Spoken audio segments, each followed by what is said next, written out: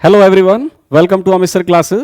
आज की इस वीडियो में हम 2024 यूपी बोर्ड परीक्षा के कक्षा 10 विज्ञान का पेपर हल करेंगे। ठीक है, तो शुरू करते हैं। ओके,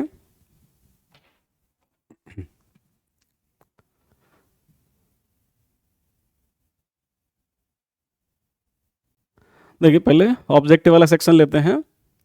पहला क्वेश्चन ये था, उत्तल दर्पण, ठीक है ना, उत्तल दर्पण से प्रतिबिंब सदैव कहाँ बनता है, ये पूछा हुआ था। तो देखो आपको ना थोड़ा सा उत्तल दर्पण का जानकारी होना चाहिए। उत्तल दर्पण में दो केस होते हैं। पहला केस ये होता है, देखिए उत्तल दर्पण हम ऐसे बनाते हैं, ये पॉलिश वाला फेस होता है और ये उभरा हुआ तल होता है जहां से रिफ्लेक्शन होता है। तो देखिए पहला केस ये होता है, मान लो वस्तु अनंत पर होती है, ऐसे वस्तु अनंत पर है, तो इससे जो किरणें आती हैं समांतर, वो यहां से ऐसे प्रतीत होती है कि कहां से आती हैं, वो फोकस से आती हुई प्रतीत होती हैं।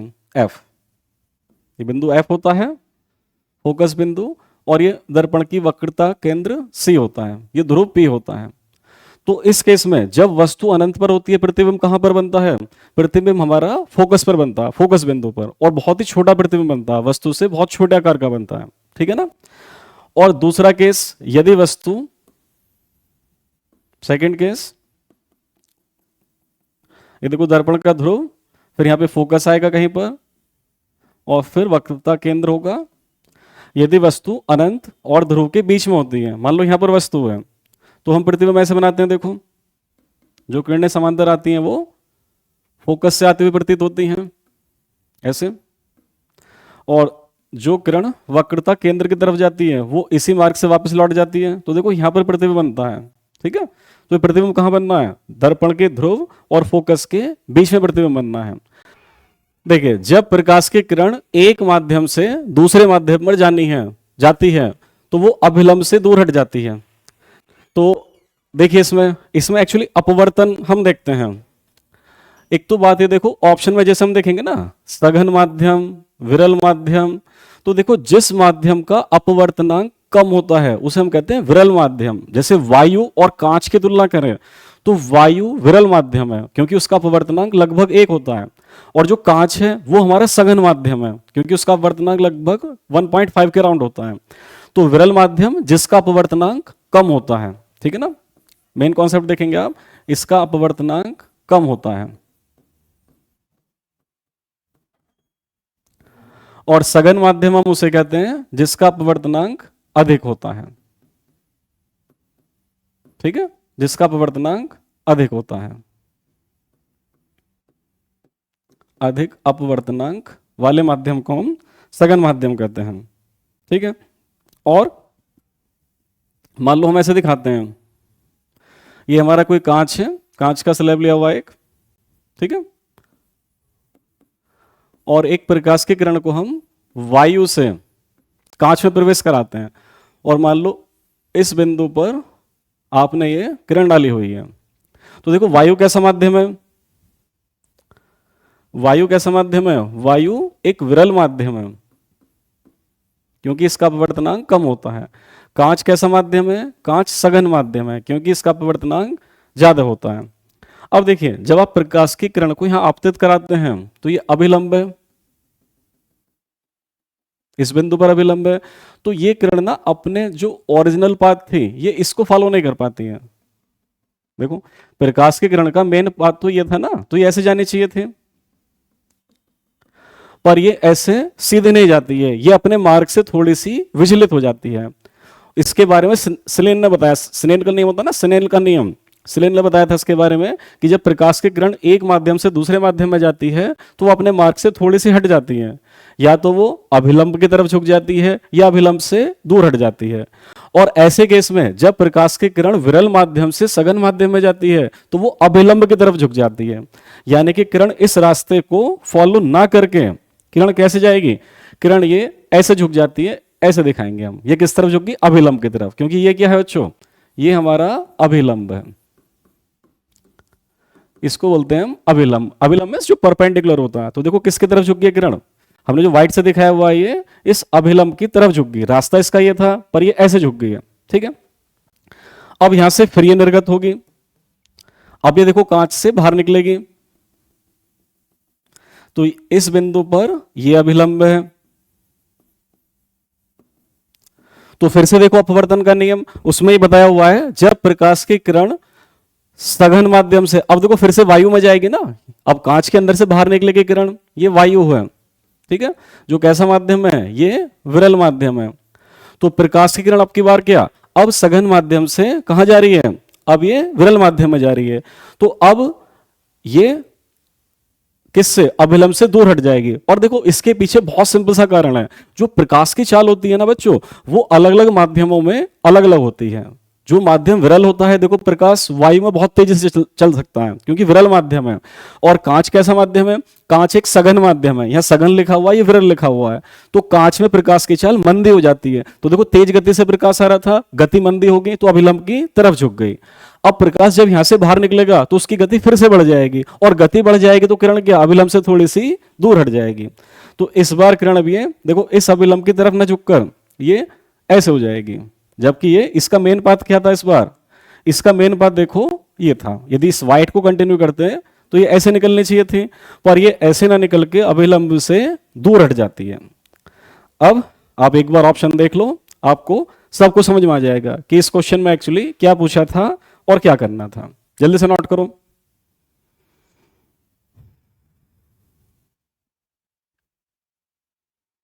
देखो आपको सब समझ में आ जाएगा। विरल माध्यम कम अपवर्तनांक वाला होता है, सघन माध्यम अधिक अपवर्तनांक वाला होता है, ठीक है। तो देखो इन्होंने स्टेटमेंट क्या दिया था, प्रकाश की किरण एक माध्यम से दूसरे माध्यम में जाने पर अभिलंब से दूर हट जाती है। तो ये ऊपर वाला केस था, नीचे वाला केस था, एक्चुअली नीचे वाला केस था, अभिलंब से दूर हट गई। तो ऐसा कब होता है, जब कौन से माध्यम से कौन से में जाती है, देखो सघन माध्यम से विरल में जा रही है। तो इस क्वेश्चन का पहला आंसर ही सही हो जाएगा। और देखो बाकी सब गलत थे, देखो पहला सही है तो दूसरा गलत होगा ही होगा। और अपवर्तनांक भी देख सकते हो आप, कांच सघन माध्यम है, सघन माध्यम का अपवर्तनांक अधिक होता है, तो अधिक अपवर्तनांक से कम अपवर्तनांक वाले माध्यम में जाती है, तो ये गलत ऑप्शन हो जाएगा। तो पहले इसका आंसर सेकंड का ए हो जाएगा। जल्दी से कीजिए, सेकंड का ए हो जाएगा, करो जल्दी से।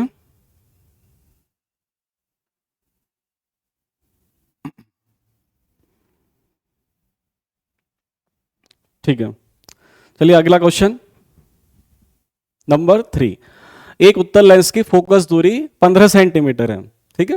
देखो एफ का मान हमको दिया हुआ है, और ध्यान रखना उत्तल लेंस की फोकस दूरी हमेशा बच्चों पॉजिटिव होती है। ध्यान रखेंगे उत्तल लेंस, उत्तल यानी कि यू की फोकस दूरी हमेशा पॉजिटिव होती है। तो यूपी वर्ड से आपको याद रहेगा, इसकी ट्रिक ऐसे याद रखो, वरना गलत हो जाता है एग्जाम में, ठीक है ना। उत्तल लेंस की फोकस दूरी पॉजिटिव यानी कि धनात्मक होती है, यूपी वर्ड से आपको याद हो जाएगा। और अवतल लेंस की उल्टी है, अवतल लेंस की फोकस दूरी ऋणात्मक होती है। तो उसने जो मान दिया हुआ है वो हम धनात्मक लेंगे। इसके बाद देखो एक वस्तु 30 सेंटीमीटर दूरी पर स्थित है, देखो बीच में तो लेंस है बच्चों, उत्तल लेंस ऐसा होता है, और कहीं पर वस्तु स्थित है। मान लो यहां पर वस्तु स्थित है जिसकी लेंस से कितनी दूरी है, ये 30 सेंटीमीटर दूरी है। और देखो हम वस्तु की दूरी को ना किससे लिखते हैं, हम वस्तु की दूरी को बच्चों u से लिखते हैं, u, ठीक है ना। तो u का मान कितना दिया हुआ इस क्वेश्चन में, वो 30 सेंटीमीटर है। लेकिन ये 30 सेंटीमीटर हम पॉजिटिव लेंगे या नेगेटिव लेंगे, सोचो। 30 सेंटीमीटर कैसा लेंगे हम, 30 सेंटीमीटर हम माइनस का लेंगे। रीजन, ये चिन्ह परिपाटी है, हमने फिक्स किया हुआ है लेंस के बाईं तरफ की दूरियों को हम ऋणात्मक लेते हैं और लेंस के दाएं तरफ की दूरियों को हम धनात्मक लेते हैं। बहुत सिंपल सा कॉन्सेप्ट है, जैसा आप एक्स वाई एक्सिस नहीं दिखाते क्या, वाई एक्सिस एक्स एक्सिस, तो दाहिनी तरफ जाते हैं तो एक्स प्लस का होता है और बाईं तरफ जाते हैं तो एक्स माइनस का होता है। तो देखो ये कंफ्यूज मत होना कि इसने तो प्लस का 30 सेंटीमीटर दिया था और अभी हम बता रहे हैं कि माइनस का होगा। तो माइनस क्यों हुआ, क्योंकि लेंस के बाईं तरफ वस्तु है, वस्तु हमेशा का हम देखते हैं बाईं तरफ, फिर इसका हम प्रतिबिंब बनाते हैं। अब हमसे प्रतिबिंब की स्थिति पूछी हुई है, ठीक है। चलो अब मैं इसको रफ करता हूं, ये आपने नोट कर लिया है। तो एफ का मान दिया हुआ था 15 सेंटीमीटर और यू का मान दिया हुआ है हमें माइनस का 30 सेंटीमीटर। और देखो लेंस सूत्र लगा देंगे, हम जानते हैं लेंस सूत्र क्या होता है, ये सूत्र हमने पढ़ा है 1/f equals to 1/v minus 1/u, ठीक है ना। तो इसमें कंफ्यूजन नहीं होना चाहिए। सूत्र क्या होता है 1/f equal to 1/v minus 1/u। ये आप ध्यान रखेंगे, दर्पण का सूत्र में यहाँ प्लस साइन होता है और लेंस में कैसा होता है, माइनस होता है। तो हमें v ज्ञात करना है, इस v की वैल्यू फाइंड आउट करनी है। तो हम इसको सॉल्व कर लेते हैं। तो पहले से करेंगे हम 1/v कितना हो जाएगा, साइड एक्सचेंज कर दो, 1/f प्लस 1/u, ठीक है। अब देखो f की वैल्यू कितनी है हमें क्वेश्चन में 15, ठीक है, और u की वैल्यू कितनी है माइनस के 30। अब हम एलसीएम ले लेंगे, 30 आ गया, 15 दूनी 30 और 30 एकम 30, यानी कि 1/30। और ये किसका मान है, ये 1/v का मान है। तो देखो इसका उल्टा कर दो और इसका भी उल्टा कर दो। 1/v यदि 30 है तो v का मान कितना हो जाएगा, मैं यहां लिख देता हूं, v का मान कितना हो जाएगा 30 सेंटीमीटर हो जाएगा। और क्योंकि ये कैसा आ रहा है, ये प्लस का आ रहा है आंसर, ये आंसर प्लस का आ गया। तो प्लस का मतलब क्या हुआ, जो वस्तु का प्रतिबिंब बनेगा वो किस तरफ बनेगा, वो इस तरफ बनेगा। यदि ये आंसर माइनस का आता दैट मीन्स लेंस के बाईं तरफ बनता, क्योंकि चिन्ह परिपाटी क्या कहती है, प्रतिबिंब या किसी भी वस्तु के लिए भी लेंस के बाईं तरफ की दूरियां ऋणात्मक होती हैं और दाएं तरफ की दूरियां धनात्मक होती हैं। तो इस क्वेश्चन में क्योंकि धनात्मक आ रहा है तो प्रतिबिंब की दूरी कितनी होगी 30 सेंटीमीटर, पर किस तरफ, लेंस के दूसरी तरफ, क्योंकि प्लस का उत्तर आया। ठीक है, जल्दी से कॉपी करो, ऑप्शन आपको समझ में आ जाएगा, जल्दी से कॉपी करो। हमने दर्पण सूत्र लगाया था केवल, और हमने v का मान 30 सेंटीमीटर ज्ञात कर लिया। ठीक है, और ये आपको बताइए कि ऐसे केस में प्रतिबिंब वास्तविक और उल्टा बनता है। ठीक है ना, वास्तविक उल्टा प्रतिबिंब बनेगा और समान आकार का बनेगा। ये एक्चुअली वस्तु ध्यान से देखो आप, ये फोकस दूरी 15 थी और इसके डबल फोकस पे रखी हुई है, तो जब वस्तु 2f पर होती है तो प्रतिबिंब भी समान आकार का बनता है। ठीक है ना, वैसे तो देखो ऑप्शन इससे एलिमिनेट हो गया, देखो 15 वाला तो आंसर होगा नहीं, क्योंकि वस्तु की दूरी क्या है, ये 30 सेंटीमीटर, तो या तो ये होगा या ये होगा। दूसरा, इसके चिन्ह से पता चल गया, यदि चिन्ह माइनस का होता तो प्रतिबिंब वस्तु की ओर बनता, इधर यहां वस्तु थी, प्रतिबिंब भी इधर बनता यदि माइनस का आता। पर ये चिन्ह कैसा आया है, ये प्लस का आया, तो ये लेंस के दूसरी ओर बनेगा, तो वस्तु के दूसरी ओर। बस इससे ही क्वेश्चन एलिमिनेट हो जाएगा। तो इस क्वेश्चन का राइट आंसर ना बी हो जाएगा। करो कंप्लीट, इस क्वेश्चन का राइट आंसर बी होगा। ओके, प्रतिबिंब इसका 30 सेंटीमीटर दूरी पर बनेगा और वस्तु के दूसरी ओर बनेगा। राइट आंसर इस क्वेश्चन का बी था। ठीक है, चलिए अगले क्वेश्चन पर आते हैं, नंबर 4। हाँ, जब श्वेत प्रकाश एक प्रिज्म से गुजरता है तो निर्गत प्रकाश में प्रिज्म के आधार से सबसे दूर प्रकाश का रंग कौन सा होता है। तो देखिए वर्ण विक्षेपण का क्वेश्चन था ये। विक्षेपण ये हम जानते हैं, जब किसी प्रिज्म पर एक श्वेत प्रकाश की किरण आपतित होती है, ये व्हाइट लाइट है, तो ये 7 रंगों में विभाजित हो जाती है। पढ़ा होगा ना आपने, कौन कौन से, विबज्योर जो करके होता है। ठीक है ना, विबज्योर करके हमने पढ़ा है ना, तो ये अपने ओरिजिनल पाथ को फॉलो नहीं कर पाती है। ठीक है, इसका तो ओरिजिनल पाथ था, पर ये अपने ओरिजिनल पाथ को फॉलो ना करके इस तरह से, आप यहां पर दिखा देंगे पूरा इस तरह से 7 लाइन के लिए, ऐसे विक्षेपित हो जाती है। एक लाइन के 7 कलर आपको दिखते हैं और सबसे नीचे दिखता है V, फिर I, B, G, Y, O, R, विबज्योर। ठीक है ना, violet, Indigo, blue, green, yellow, orange, red. ठीक है, और ये भी देखो, ये जो लाइट थी, जो व्हाइट लाइट थी, ये अपने मेन रास्ते से क्या होगी, ये विक्षेपित होगी है। इसे विक्षेपण इसीलिए कहते हैं, श्वेत प्रकाश का विक्षेपण, कि ये लाइट थी अपने पाथ से, अपने रास्ते से विचलित होगी है, इसलिए इसको विक्षेपण बोलते हैं। अब एक क्वेश्चन ये भी इंपॉर्टेंट आता है, सबसे ज्यादा विक्षेपण कौन से रंग का होता है, तो देखो वायलेट का होता है, बैंगनी रंग का विक्षेपण सबसे ज्यादा होता है, और सबसे कम विक्षेपण लाल रंग का होता है। क्योंकि देखो लाल रंग तो अपने मेन पाथ के ज्यादा पास है ना, तो इसका विचलन कम हुआ है। ज्यादा विचलन किसका हुआ, बैंगनी रंग का। जाना था लाइट को इस वाले रास्ते से, पर बैंगनी कलर देखो सबसे ज्यादा विचलित हो गया रास्ते से, तो बैंगनी रंग का विक्षेपण या विचलन सबसे अधिक होता है, ये प्रश्न बहुत आता है, और लाल रंग का विचलन सबसे कम होता है। तो देखो इस क्वेश्चन का आंसर क्या हो जाएगा, कॉन्सेप्ट मैंने आपको बता दिया है, सोचो अपने अकॉर्डिंग आप। तो इसका आंसर क्या होना चाहिए, बैगनी या लाल? एक्चुअली लाल होगा, क्योंकि उसने ये नहीं पूछा, जो मैंने आपको एक्सप्लेन किया वो नहीं पूछा कि सबसे ज्यादा विचलन किसका होगा। यदि क्वेश्चन होता सबसे ज्यादा विचलन कौन से कलर का होगा तो बैंगनी आंसर होता, जो हर बार क्वेश्चन आता था। पर अब की बार क्या पूछा, प्रिज्म के आधार से, माइंडेड इसको देखेंगे आप, प्रिज्म के आधार से सबसे दूर प्रकाश का रंग कौन सा होगा। तो देखो बच्चों, प्रिज्म का आधार तो ये होता है ना, ये आधार है जिस पर प्रिज्म आपने खड़ा किया हुआ है। तो प्रिज्म के आधार से देखो आप, सबसे दूर कौन सा कलर है, सबसे दूर तो रेड वाला कलर है ना, लाल रंग, तो लाल रंग सबसे दूर स्थित होता है, इसलिए इस क्वेश्चन का आंसर ए हो जाएगा। यहां पर आंसर आप क्या लिखेंगे, ए लिखेंगे। करो कंप्लीट जल्दी से। ठीक है, तो लाल रंग सबसे दूर होगा प्रिज्म के आधार से। चलिए अगला क्वेश्चन पे आते हैं। एम्पियर सेकंड किसका मात्रक है, बहुत आसान क्वेश्चन था फिजिक्स से। देखो ये सूत्र हम फिजिक्स में पढ़ते हैं, Q equal to I T. तो ये तो यहां पर क्या होता है, विद्युत आवेश, क्या होता है, विद्युत आवेश। आई इसमें क्या होती है, विद्युत धारा, करंट, और टी क्या होता है, समय। तो देखो विद्युत धारा को हम जनरली किस में लिखते हैं, एम्पियर में। विद्युत धारा का मात्रक क्या होता है, एम्पियर, और समय का मात्रक क्या होता है, सेकंड। तो देखो बच्चों, एम्पियर और सेकंड की गुणा करने पर किसके समतुल्य राशि मिल जाएगी आपको, विद्युत आवेश के। तो इससे सिद्ध होता है कि एम्पियर गुणा सेकंड किसका मात्रक है, आवेश का। ऊर्जा शब्द था, ये विद्युत आवेश का मात्रक है। ठीक है, जल्दी से कीजिए, विद्युत आवेश का मात्रक है, विद्युत आवेश का मात्रक है। चलिए ठीक है ना, तो ये Q बराबर आई टी सूत्र हमको याद रखना है।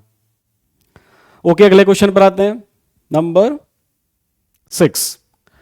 देखिए एक सेल से R1 R2, ठीक है ना, कोई भी मेंस दिया हुआ, मेंस वर्ड वैसे सही है मेरे अकॉर्डिंग, मेंस शब्द था, पहले भी क्वेश्चन आया हुआ, एक मेंस से R1 R2 प्रतिरोध समांतर क्रम में जोड़े जाते हैं, धाराएं I1 I2 में, H1 H2 उसमें हैं। तो एक्चुअली ना इसमें एक सूत्र लगता है, वो सूत्र ये होता है H इक्वल टू V और I और T, ये मेन सूत्र होता है, इसको याद रखेंगे हम, H equal to V I T। और देखिए इसमें जो संयोजन दिया हुआ है वो कैसा दिया हुआ है, देखिए, हाँ समांतर क्रम।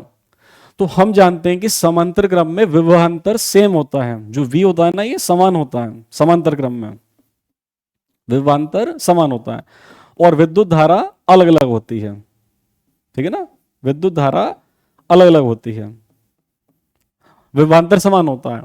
और ओम का नियम क्या होता है, V equal to I R होता है। ओम का नियम, तो यहां से I का सूत्र क्या हो जाएगा, V बटे R। ठीक है, ये हमारी प्री नॉलेज है, पहले से हमें पता है। तो हम इस I के मान को यहां रख देंगे, ठीक है ना, ये जो I लिखा हुआ है हम इसे यहां पर रख देंगे। तो मेन क्वेश्चन ये यहां से स्टार्ट है, H equal to V I T, V को V लिखा क्योंकि विभवांतर तो समान होता है समांतर क्रम के केस में। और I का सूत्र क्या ओम के नियम से, V अपॉन R, ठीक है, T। तो ये हो जाएगा H equal to V square upon R into T, ठीक है, वो सब ऐसे आप लिखते चलेंगे। तो आप यहां से मेन थिंग देखो, H किसके प्रोपोर्शनल आ गया, 1 अपॉन R के। पहला केस जब H1 लिखेंगे तो प्रोपोर्शनल 1 बटे R1, बस R की जगह क्या कर दिया 1।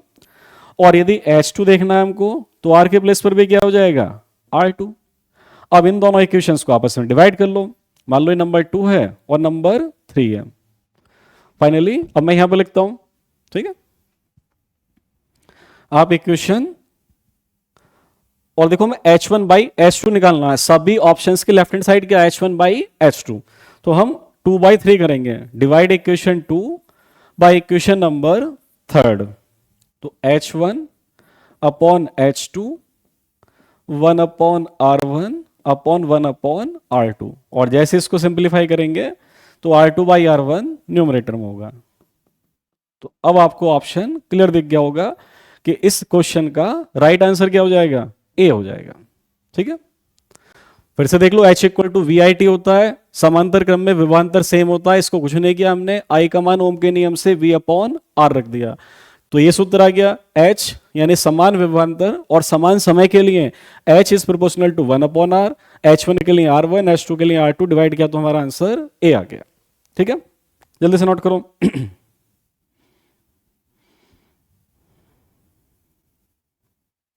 जल्दी से कॉपी करेंगे इसको आप। ठीक है, अच्छा क्वेश्चन था ये भी। चलिए अगले क्वेश्चन पर आते हैं। ये चुंबकीय क्षेत्र की तीव्रता का मात्रक है।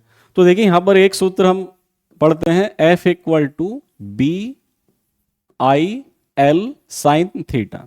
आपको इससे समझ में आ जाएगा, F equal to B I L sine theta.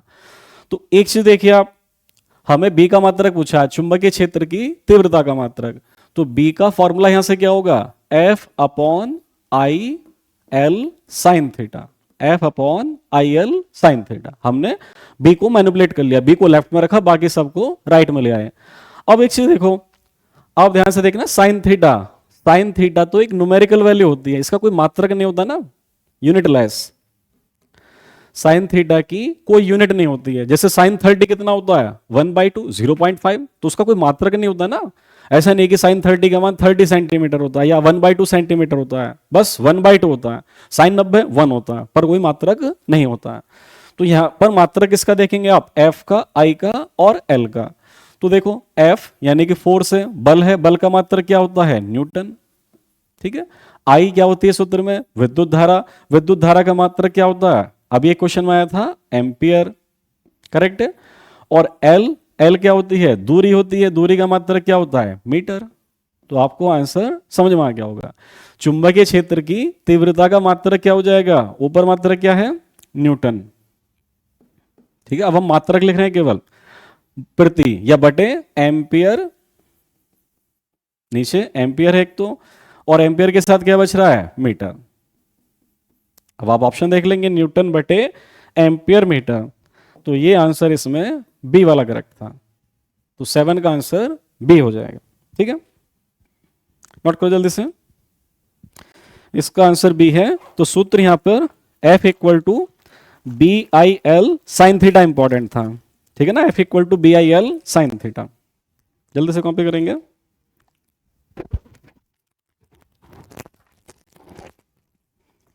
ठीक है, तो फिजिक्स वाला सेगमेंट कंप्लीट है, कॉपी कर लिया होगा आपने, फिजिक्स से 7 क्वेश्चन पूछे हुए थे। ठीक है ना, और 7 क्वेश्चन हमारे कंप्लीट हुए। तो एक बार देखो, फिर से देख लेते हैं, फिजिक्स से 7 क्वेश्चन थे। पहला क्वेश्चन ये, पहले का डी वाला बिल्कुल सही किया हमने, ठीक है ना, मैंने इनके आंसर पहले बनाए थे, तो एक बार क्रॉस चेक कर लेते हैं। दूसरे का आंसर ए भी करेक्ट है, तीसरे का आंसर बी करेक्ट है, चौथे का हमने ए करेक्ट किया हुआ है, और 5 का हमने सी किया हुआ है। ठीक है, करेक्ट है सभी आंसर। अब छठे का ये भी सही है ए, और 7 का बी भी सही है, छठे का ए और 7 का बी भी सही है। ठीक है, अब 8वें क्वेश्चन पर आते हैं, करेक्ट है। तो 8वां क्वेश्चन बहुत सिंपल है, आपसे पूछा हुआ मीथेन का संरचनात्मक सूत्र क्या है। तो देखो मीथेन का सूत्र क्या, CH4 होता है ना, बहुत सिंपल सा क्वेश्चन है। तो हम संरचना इसकी इस तरह से दिखाते हैं, देखो डायरेक्ट ऑरल क्वेश्चन है, ठीक है ना, इसमें कुछ एक्सप्लेनेशन इतना ज्यादा रिक्वायर्ड नहीं है। मीथेन का सूत्र तो CH4 होता है। आप IUPAC नेम नहीं पढ़ते क्या, एक कार्बन के लिए क्या था, मैथ, और सारे सिंगल बॉन्ड है तो एन, मेथेन, तो ये मेथेन का संरचनात्मक सूत्र है। राइट आंसर इसका बी होगा, कोई ज्यादा एक्सप्लेनेशन नहीं है। देखो समजातीय श्रेणी, अगला क्वेश्चन। तो देखिए समजातीय श्रेणी क्या होती है, समजातीय श्रेणी ऐसी श्रेणी होती है जिनको हम एक सामान्य सूत्र से प्रदर्शित कर सकते हैं। पहली बात आप लिखते चलेंगे। दूसरी विशेषता क्या होती है, दो क्रमागत सदस्यों के बीच में CH2 का अंतर होता है, यानी दो मेंबर्स के बीच में कितने का अंतर होता है, इस CH2 का अंतर होता है। अब देखो क्या इन दोनों में CH2 का अंतर है? नहीं, देखो एक कार्बन का है पर हाइड्रोजन बराबर है, तो ये तो समझाती श्रेणी नहीं हो सकती। और ये डेफिनेटली हो रही है। इन दोनों में कितने कार्बन का अंतर है? एक। और कितने हाइड्रोजन? दो। दो हाइड्रोजन का अंतर है, तो ये हमारी शर्त को पूरा कर रहा है। देखो इसमें ऐसा नहीं है, ठीक है ना, और इसमें भी ऐसा नहीं है, क्योंकि पहली शर्त क्या होती है? समजातीय श्रेणी को हम एक सामान्य सूत्र से प्रदर्शित कर सकते हैं। आप देखो इसके लिए ये वाली बात तो आपको माइंड वारी होगी कि एक कार्बन का अंतर है और दो हाइड्रोजन का, पर दोनों यौगिकों को एक ही सूत्र से आप नहीं लिख सकते। एक ही सूत्र से कैसे, वो देखते हैं। अच्छा, इसमें कुछ है ही नहीं, क्योंकि कार्बन की संख्या में कोई अंतर ही नहीं है, एक का अंतर आना चाहिए था, तो ये भी नहीं होगा। अब देखो सी क्यों नहीं होगा, तो देखो जैसे एल्केन का हम लिखते हैं, देखो एल्केन का जो सामान्य सूत्र होता है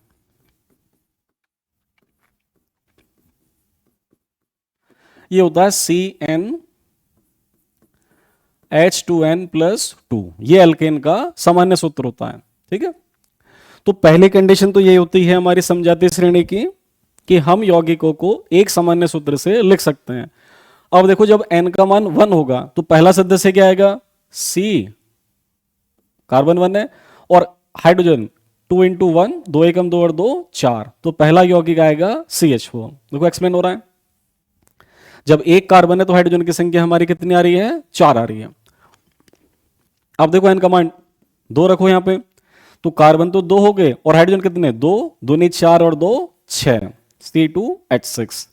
तो ये 100% परफेक्टली मैच हो रहा है कि ये दोनों यौगिक एक ही सामान्य सूत्र से प्रदर्शित किए जा सकते हैं, इनको हम नहीं कर सकते। और इन दोनों यौगिकों में CH2 का भी अंतर आ रहा है, तो ये समजातीय श्रेणी का राइट आंसर है, ठीक है। नोट कीजिए जल्दी से। समजातीय श्रेणी का ये परफेक्ट आंसर हो जाएगा। चलिए आगे आते हैं। नेक्स्ट क्वेश्चन, लेड नाइट्रेट का रासायनिक सूत्र। तो देखो बहुत सिंपल है, आप सूत्र कैसे बनाते हैं? लेड और नाइट्रेट। तो आपने जनरली देखा होगा लेड पे कितने चार्ज होता है? 2 पॉजिटिव, और नाइट्रेट पर 1 नेगेटिव होता है। तो ऐसे क्रॉस करके आप फॉर्मूला बना देते हैं। Pb पर 2 प्लस होता है 2, NO3 पर 1 नेगेटिव 1, या संयोजकता बोल दो। तो सूत्र कैसे लिखते हैं? Pb के सफिक्स में ये वाला नंबर और NO3 का नंबर ये आएगा, तो PbNO3(2). तो ये राइट आंसर हमारा ए हो जाएगा, ठीक है। बहुत सिंपल सा क्वेश्चन था, लेड नाइट्रेट का सूत्र। चलिए अगला क्वेश्चन, शुद्ध जल का पीएच मान क्या होगा? देखिए मुझे हंसी इसलिए आ रही है, मैंने अभी कुछ दिन पहले एक वीडियो डाली थी, उसमें 10th क्लास के साइंस के मोस्ट इंपॉर्टेंट क्वेश्चंस की बहुत छोटी सी वीडियो डाली थी। 20 क्वेश्चन थे उसमें, ऑब्जेक्टिव थे केवल, क्योंकि मुझे समय नहीं मिल पाया था और मैं लॉन्ग क्वेश्चंस की वीडियो नहीं बना पाया था, पर मैंने शॉर्ट क्वेश्चंस की वीडियो डाली थी। पहला क्वेश्चन उसका यही था, आप मेरी वीडियो देख लेना। जब मैंने उसमें पहला क्वेश्चन डिस्कस किया था, ये सेम क्वेश्चन था, शुद्ध जल का पीएच मान क्या, अच्छे से एक्सप्लेन किया था कि हम ना तो अम्ल पीते हैं ना हम क्षार पीते हैं, हम उदासीन विलयन पीते हैं, और उदासीन विलयन का मान पीएच मान 7 होता है। तो वीडियो से सेम क्वेश्चन था, तो राइट आंसर इसका सी हो जाएगा। सोरेनसन का कॉन्सेप्ट था ना, तो ये मैंने आपको बताया था, शुद्ध जल का पीएच मान 7 होता है। आप वीडियो देखेंगे तो पहला ही क्वेश्चन था ये उस वीडियो का। चलिए अगला क्वेश्चन, और ये भी ना उस वीडियो का क्वेश्चन नंबर 10 है। ये दोनों क्वेश्चन मैंने वहां पे डिस्कस किए हुए हैं। बहुत छोटी सी वीडियो, बहुत काम की थी, आई थिंक 15 नंबर के आसपास आपको वहां से मिल रहा था। बहुत छोटी सी वीडियो थी, 30 मिनट्स की, कुछ भी नहीं होते 30 मिनट्स। 20 क्वेश्चन बताए थे, 20 में से शायद मुझे लग रहा है 14-15 नंबर के क्वेश्चन मिल गए थे। ये क्वेश्चन भी उस वीडियो का नंबर 10 है, आप वीडियो चेक कर लेना। उपधातु होता है, ये धातु और अधातुओं के बीच में आता है आवर्त सारणी में, आप देख लेंगे उपधातु होता है, सी आंसर था, ठीक है। 13, इस रासायनिक अभिक्रिया को पूरा करना है। तो देखिए बहुत सिंपल है, जल निकल रहा है, याद करने का बहुत इजी ट्रिक। देखो जल निकल रहा है तो यहां से OH ले लो और यहां से H ले लो, H और H क्या हो जाएगा? H2O। याद करने की ट्रिक, H और H क्या हो गया? H2O। बाकी जो मिला, जो बाकी बचा उसे जोड़ दो, तो यहां क्या बचा? C2H5, तो ये इसमें जुड़ जाएगा। तो खालिस्तान के प्लेस पर क्या आएगा फिल इन द ब्लैंक्स में? CH3, यहां से बचा COO, और इससे क्या बचा? C2H5। तो इन दोनों यौगिकों के मिलने में जो वाटर निकला, उस वाटर के अलावा क्या बचेगा? वो ये यौगिक बचेगा। तो ये ऑप्शन ये वाला था, CH3 COO C2H5। बहुत इजी क्वेश्चन था, जल्दी से नोट कीजिए। रासायनिक अभिक्रिया को संतुलित कराया हुआ था, मतलब पूरा कराया हुआ था। तो ये हमारा क्वेश्चन नंबर 13 भी कंप्लीट है। 11, 12, 13, 14, हाँ। कोशिकीय प्रक्रम में ऊर्जा मुद्रा, ऊर्जा की जो मुद्रा होती है वो एटीपी, ऊर्जा का जो सिक्का होता है, ठीक है ना, डायरेक्ट याद रखेंगे। और इसकी फुल फॉर्म होती है एक्चुअली एडेनोसिन ट्राइफॉस्फेट, ठीक है ना, स्टैंडर्ड डायरेक्ट क्वेश्चन है। Adenosine triphosphate, ATP short form होती है, इसको ऊर्जा का सिक्का या ऊर्जा की मुद्रा कहते हैं, ठीक है, नोट करो जल्दी से। एडेनोसिन ट्राइफॉस्फेट यानी कि कोशिकीय प्रक्रम में ऊर्जा की मुद्रा या ऊर्जा की सिक्का हम इसको कहते हैं। चलिए आगे क्वेश्चन पे आते हैं, फिर बायोलॉजी का सेक्शन चल रहा है। यस, पितृरस का स्राव होता है, तो देखिए यकृत से होता है लीवर, लीवर बोलते हैं ना यकृत को इंग्लिश में लीवर से, और पितरस यानी कि बाइल जूस होता है, इंग्लिश बोलते हैं इसको बाइल जूस। तो ये लीवर का फंक्शन एक तरह से पूछ लिया है, जो हमारे बॉडी में लीवर होता है, लीवर का काम क्या होता है, बाइल जूस या पितरस को रिलीज करना, स्रावित करना, वो भोजन पचाने में सहायता करता है, ठीक है ना, तो इसका आंसर बी हो जाएगा। ओके, अगला क्वेश्चन, पराग कोश में क्या होता है, परागकण, बहुत सिंपल है, पराग कोश में परागकण होते हैं, ठीक है ना। चलिए डायरेक्ट क्वेश्चन थे, पत्तियों पर कलियां विकसित होती हैं, तो ये पौधा ना ब्रायोफिल्म होता है, ब्रायोफिल्म, आप इसका वो देखना, इसका नेट पर डालना है, बुक में देखना, ब्रायोफिल्म, तो उसकी जो पत्तियां होती हैं, पत्तियों के साइड में वो कली डेवलप हो जाती हैं, तो ये भी डायरेक्ट क्वेश्चन था, ब्रायोफिल्म में इस तरह का कलियां विकसित होती हैं, ठीक है ना। पत्थर छट्टा इसको बोलते हैं, पत्थर छट्टा भी इसी पौधे का नाम होता है, ब्रायोफिल्म या पत्थर छट्टे में ऐसा होता है। जल्दी से नोट करेंगे।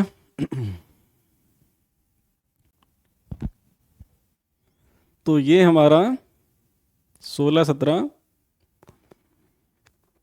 हाँ, एक लिंगी फूल, तो एक्चुअली एक लिंगी फूल बोलते हैं जिनमें या तो केवल नर भाग होता है या केवल मादा भाग होता है, ठीक है ना, दोनों भाग एक ही फूल में नहीं होते हैं, तो उनको एक लिंगी फूल कहते हैं जिनमें केवल एक ही लिंग पाया जाता है, और ऐसा पपीते का फूल होता है।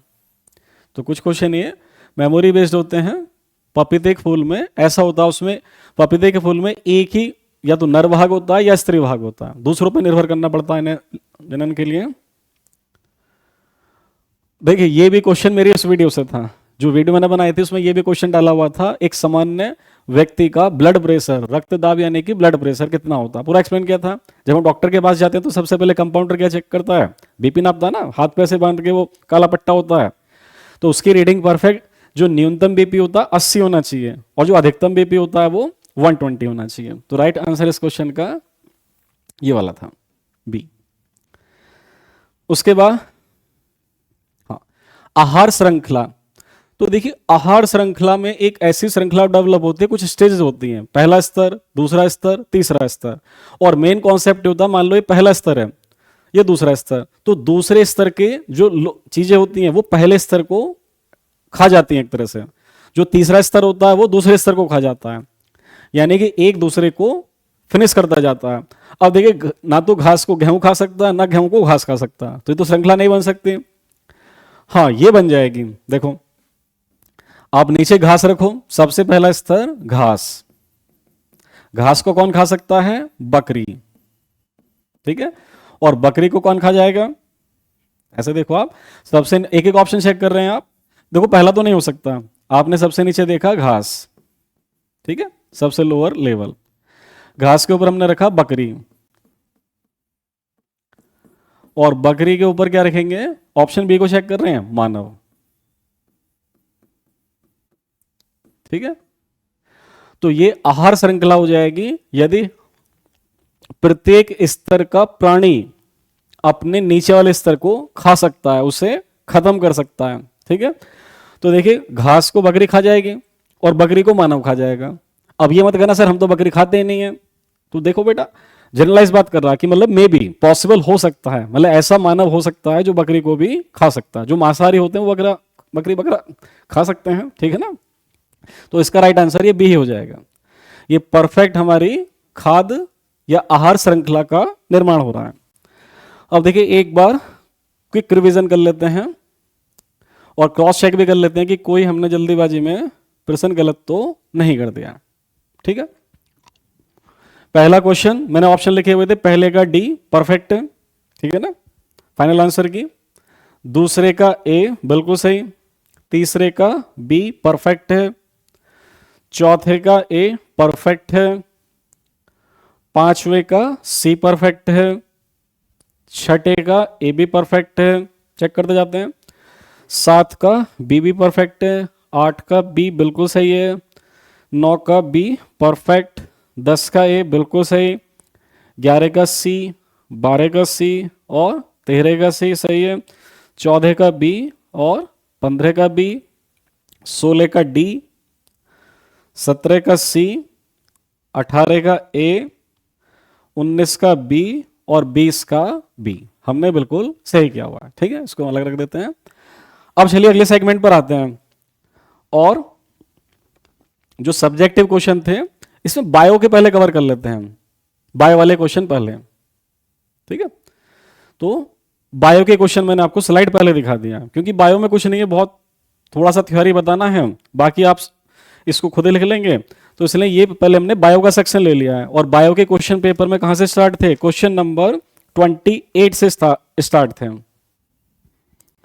ठीक है, तो चलिए देखिए, एक तंत्रिका कोशिका यानी न्यूरॉन की संरचना का नामांकित चित्र बनाइए। तो देखिए चित्र बनाने में टाइम वेस्ट नहीं करेंगे, मैं आपको भी चित्र दिखा देता हूं। ठीक है ना, हम चित्र बनाने में टाइम वेस्ट नहीं करेंगे वरना बहुत लंबी वीडियो जाएगी। ये देखो एनसीईआरटी से मैंने कुछ पेजेस आपको लिए हुए हैं, तो देखिए सारा इसमें दिया हुआ है। ये हमारी तंत्रिका कोशिका होती है, न्यूरॉन्स जो दिमाग में होती है ना, इस तरह की फैली होती हैं।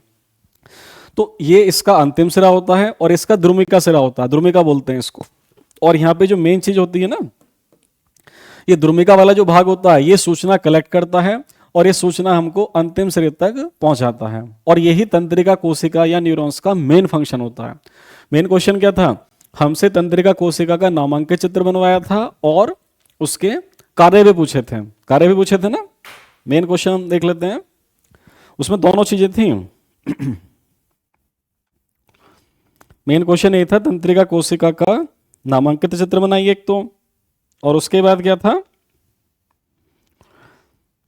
उसके बाद हमारा ये, हाँ उसके बाद था हमारा ये, यस पेपर एरा मिल गया ये। हाँ क्वेश्चन क्या था, तंत्रिका कोशिका का नामांकित चित्र बनाइए और हाँ question number 28, just a minute, इसके कार्यों का वर्णन कीजिए। ठीक है ना, तो 2 नंबर में तो चित्र था, चित्र बना देंगे आप। और देखिए कार्य, कार्य बहुत सिंपल है जो हमने एक्सप्लेन किया। कार्य देखिए, पहला कार्य क्या है इसका, पहला कार्य तो यह है कि सूचनाओं को मस्तिष्क तक पहुंचाना, ऐसे लिखेंगे हम।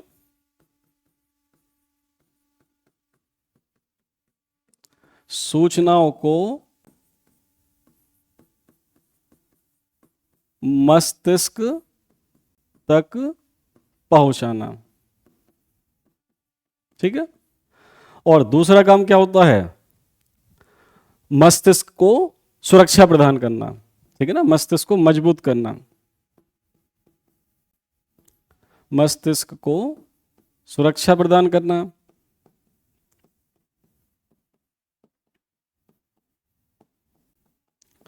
और तीसरा जो हमारे संवेदी अंग होते हैं,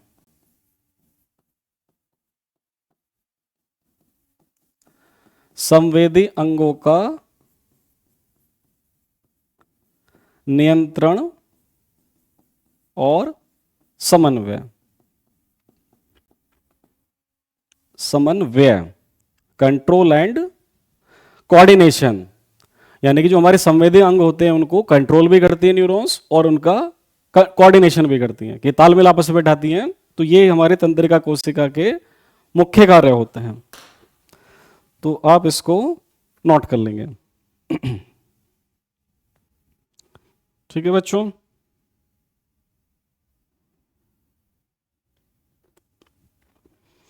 चलिए अगले क्वेश्चन पर आते हैं हम। ठीक है, हाँ नेक्स्ट क्वेश्चन, बायोलॉजी वाला पहले पार्ट कर रहे हैं हम।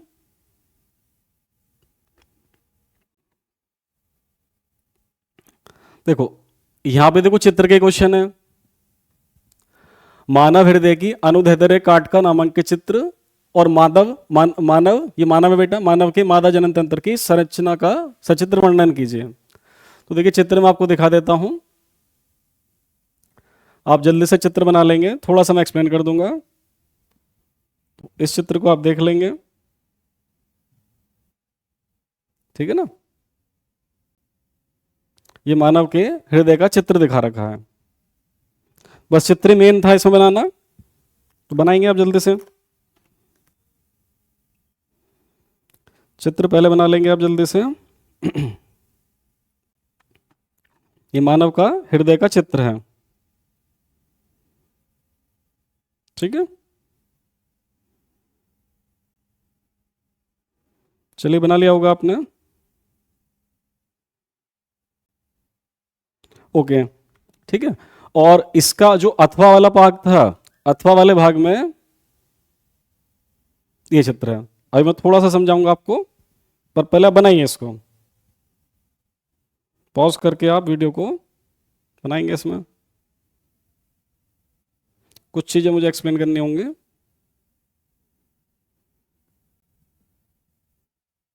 ये मादा जनन तंत्र का भाग है, ठीक है ना। बनाइए आप जल्दी से इसको, फिर मैं कुछ चीजें एक्सप्लेन करता हूं आपको दोनों में।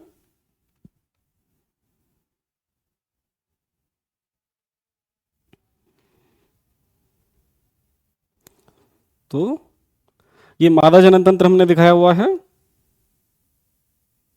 इसको करेंगे पूरा, और वो नर जनन तंत्र था, ठीक है। चलिए करते हैं, ओके हाँ। तो देखिए ना आप इसमें मादा जनन तंत्र जो है, थोड़ा सा मैं बताता हूं आपको। एक्चुअली ये वैसे तो नामांकित चित्र था, उसके बारे में वर्णन कराना था। देखो ऐसे क्वेश्चन को बिल्कुल मत छोड़ा करो, बहुत आसान होते हैं। उसमें क्या करना आपको कि हमने निम्नांकित चित्र में मानव के मादा जनन तंत्र का चित्र बनाया हुआ है।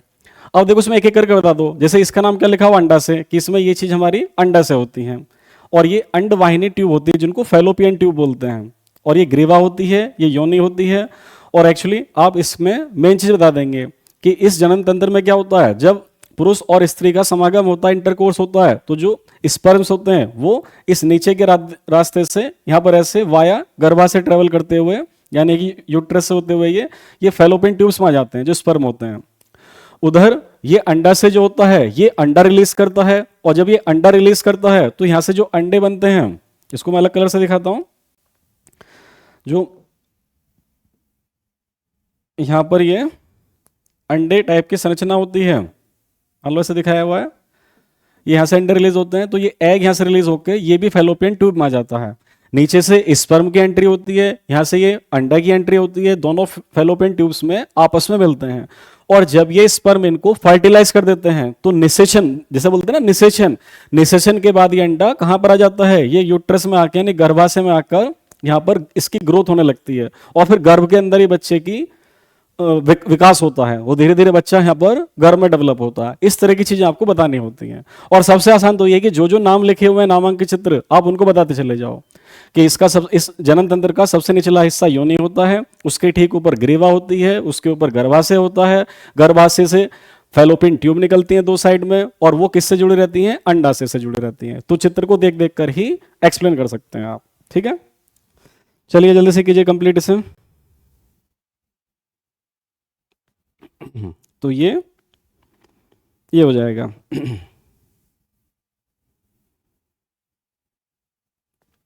और ऐसे ही ना आप किसका बता देंगे, ऐसे हम किसका बता सकते हैं, ऐसे हम हार्ट का वाले का बता देंगे, ठीक है। ये हार्ट वाला जो है हमारा पंप हृदय, कि इसमें दो निलय होते हैं, एक बायां निलय एक दायां निलय, अलिंद होते हैं, एक बायां अलिंद एक दायां अलिंद। तो जो जो लिखा हुआ इसको लिख लिख के आप लिखकर एक्सप्लेन कर देंगे। तो बस चित्र ही बनाना था मेन थिंग तो, चलिए अब अगले सेगमेंट पे आते हैं। अगला सेगमेंट नहीं, अब इसके और भी क्वेश्चन है बायोलॉजी के। हाँ, बायोलॉजी का अगला क्वेश्चन, उत्पादक और उपभोक्ता में अंतर लिखिए। अगला क्वेश्चन, उत्पादक और उपभोक्ता में अंतर लिखिए। ठीक है, तो देखो इसमें मेन मेन अंतर हम कर लेते हैं। एक तरफ लिख लेंगे हम उत्पादक,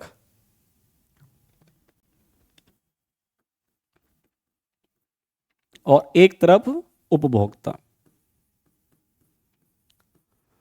उत्पादक और उपभोक्ता, ठीक है।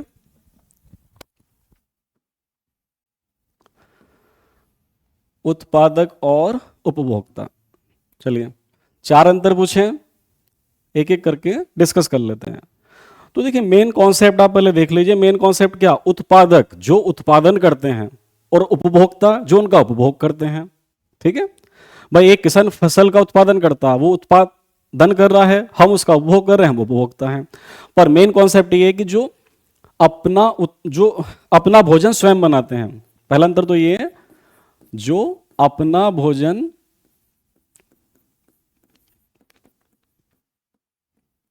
स्वयं बनाते हैं, ठीक है, उन्हें उत्पादक कहते हैं।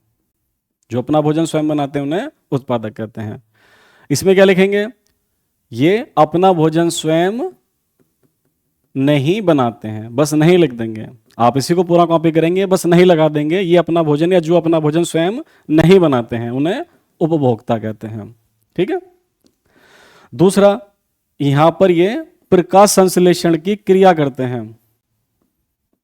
जानते हो ना, सूर्य के प्रकाश की उपस्थिति में खाना बनाते हैं, तो प्रकाश संश्लेषण की क्रिया ये करते हैं या क्रिया होती है।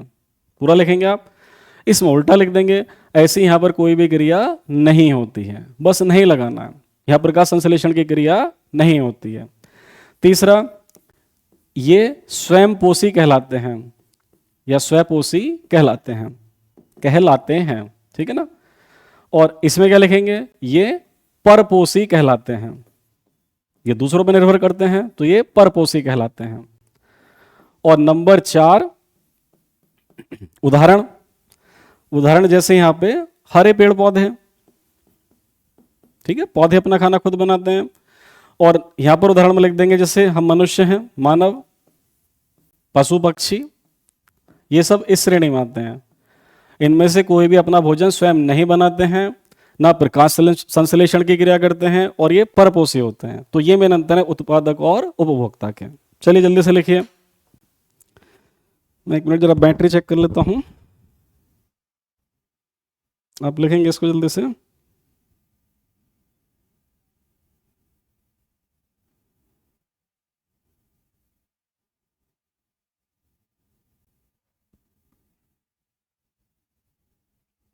चलिए, ठीक है ना, ओके, कंप्लीट है ये इतना। उत्पादक उपभोक्ता में अंतर लिखिए।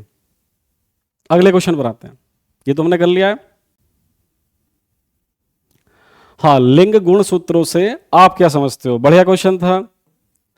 तो देखिए जो लिंग गुण सूत्र होते हैं, आप ऐसे ध्यान रखो, ये क्वेश्चन इससे रिलेटेड मैंने वीडियो में कुछ बताया था। जो मानव होता है, मानव में 46 गुण सूत्र होते हैं टोटल। 46 गुण सूत्रों के 23 जोड़े होते हैं। पहले तो आप ऐसे लिखेंगे, 46 गुण सूत्रों के 23 जोड़े होते हैं। करेक्ट है, मानव में 46 गुण सूत्रों के 23 जोड़े होते हैं। इनमें से जो 22 जोड़े होते हैं वो ऑटोसोम होते हैं। इन 23 जोड़ों में से एक एक करके आप लिखेंगे। इन 23 जोड़ों में से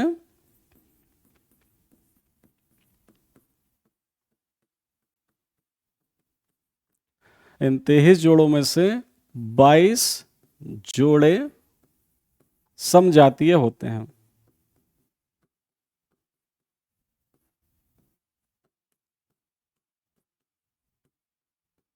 जिन्हें क्या कहते हैं, ऑटोसोम कहते हैं।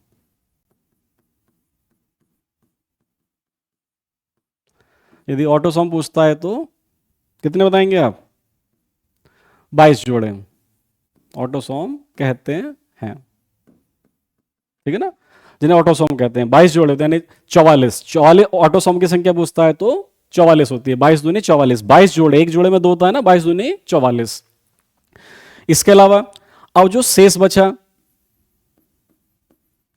शेष आखिरी जो जोड़ा बचता है,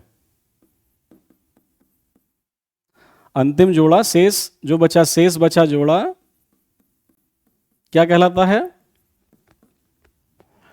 लिंग गुणसूत्र कहलाता है, क्योंकि उससे लिंग निर्धारित होता है, लिंग गुणसूत्र कहलाता है। ठीक है, जो अंतिम जोड़ा बचा 23वां जोड़ा, और ये 23वां जोड़ा ही पुरुष और महिला का अंतर कर देता है, क्योंकि पुरुष में अलग होता है जोड़ा और महिला में अलग होता है। यानी कि आप एक सेंटेंस डाल सकते हैं, पुरुष और महिला में ये 23वां जोड़ा अलग अलग होता है। पुरुष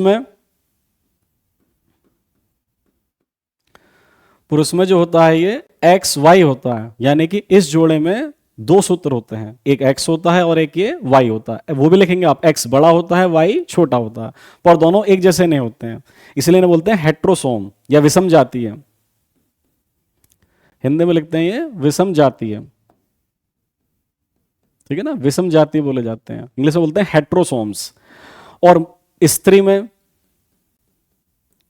जो 23वां जोड़ा होता है वो एक्स एक्स होता है, यानी कि समजातीय है, समजातीय। हिंदी में क्या बोलते हैं इसको? होमोसोम।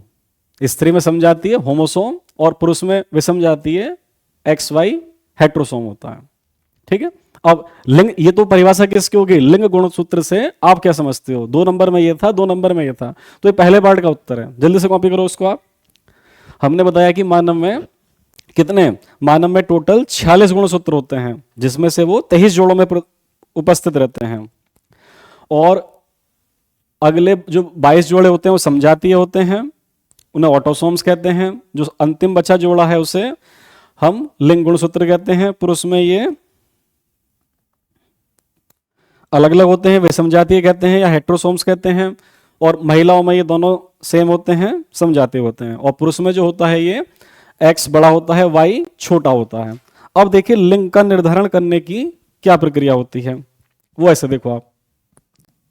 लिंग का निर्धारण, यानी कि इसका मतलब, इसे ध्यान से समझना आप, ये अच्छा कॉन्सेप्चुअली क्वेश्चन एक्सप्लेनेशन वाला। यानी कि हमें कैसे पता चलेगा कि लड़का होगा या लड़की होगी? वैसे देखो कोई नहीं बता सकता, वो टेस्ट वगैरह बाद में होते हैं, वो अलग चीज है, पर पहले से कोई भविष्यवाणी नहीं कर सकता। पर बायोलॉजी इसका एक लॉजिक एक्सप्लेनेशन देता है कि लड़का हुआ तो क्यों हुआ और लड़की हुई तो क्यों हुई। वो ऐसे देखो लिंग निर्धारण कैसे करते हैं। अब ऐसे देखो आप, पुरुष के अंदर क्या होता है बच्चों? एक्स फैक्टर होता है एक, और एक वाई, एक गुणसूत्र एक्स है और एक वाई। जो 23वां जोड़ा था, लिंग गुणसूत्र जो था वो एक एक्स था एक वाई था, एक्स बड़ा होता है वाई छोटा होता है। और स्त्री में केवल एक्स और एक्स ही होता है, वहां पर वाई नहीं होता है। अब इसको ऐसे देखो आप, पहली संभावना यह है कि पुरुष का ये पहला वाला गुणसूत्र इस पहले वाले गुणसूत्र से संयोग करता है। जब इंटरकोर्स होता है या जब फर्टिलाइजेशन होता है तो उस टाइम पर पुरुष का कौन सा सूत्र महिला के कौन से सूत्र से संपर्क करता है। तो देखो 4 संभावना बनेंगी, इसका पहला इसके पहले से संयोग करता है। दूसरा, पहले चारों को ड्रॉ कर लेते हैं। हाँ, नंबर 2 ये देखो, फिर से इतना पार्ट में ड्रॉ करता हूं, पुरुष और स्त्री पहले ड्रॉ कर लेते हैं। पुरुष में एक्स वाई, महिला में केवल एक्स और एक्स ही होता है। ठीक है, नंबर 3 यहां पर पुरुष और स्त्री, पुरुष में फिर से एक्स वाई, महिला में फिर से केवल एक्स और एक्स। ठीक है, 4 केस पहले ऐसे ड्रॉ कर देंगे, फिर एक साथ कंप्लीट करेंगे। और ऐसा रिप्रेजेंटेशन करोगे ना तो टीचर खुश हो जाएगा, फुल मार्क्स देगा। और देखो पेज भी ज्यादा भरेंगे इस तरह से, जैसे बुक में दिया होता है डायग्राम में, उसमें कम नंबर मतलब कि कम स्पेस भरता है कॉपी का, और ये ज़्यादा अच्छा रिप्रेजेंटेशन है, जैसे मैं आपको बताऊंगा इसमें। ऐसे पहले आपने 4 डायग्राम दिखा दिया। अब चारों हम केसेस एक एक करके देखते हैं। अभी तो मैंने एक ही कॉन्सेप्ट बताई है कि पुरुष में क्या होता है, पुरुष में एक्स भी होता है और वाई भी होता है, स्त्री में केवल एक्स होता है। अब पहली संभावना, पुरुष का पहला गुणसूत्र, पहला सूत्र महिला के पहले से संयोग करता है, या दूसरा क्या है, इसका पहला ही लिया बट इसका संयोग इसके दूसरे से करेंगे। ठीक है। अगली संभावना, अब पुरुष का सेकंड वाला ले लो और महिला का पहले वाला, यानी इसका सेकंड और इसका फर्स्ट, और एक अंतिम कॉम्बिनेशन क्या बचा, इसका सेकंड इसके सेकंड से। इस 4 के अलावा कोई पॉसिबिलिटी नहीं हो सकती। हमने क्या दिखाया, पहले मेन गुणसूत्र दिखा दिए, अब बता दिया कि पहले संभावना इसका पहला इसके पहले के साथ संयोग करेगा, या इसका पहला इसके दूसरे के साथ, या इसका दूसरा लिया पहले के साथ, दूसरा लिया दूसरे के साथ। अब देखो, और एक चीज हमें पहले से पता है, वो पहले से आपका प्री नॉलेज है, या यहां पर सब में लिखा हुआ भी है। यदि एक्स एक्स आपको कहीं लिखा दिख गया तो ये लड़का है लड़की है, बताओ, ये लड़की है, क्योंकि लड़की या स्त्री में केवल एक्स फैक्टर होता है। और यदि कहीं पर एक्स वाई लिखा हुआ है तो संतान को क्या बोलेंगे हम, लड़का, क्योंकि पुरुष में एक्स और वाई दोनों होते हैं, ये हमको पहले से पता हुआ है। अब देखो यहां पे कॉम्बिनेशन जो आप बना रहे हो, इसके एक्स ने इसके एक्स से संयोग किया तो क्या बनेगा, देखो एक्स एक्स, और ध्यान से देखो एक्स एक्स से तो क्या है, एक्स एक्स से तो लड़की है, यानी कि लड़की पैदा होगी।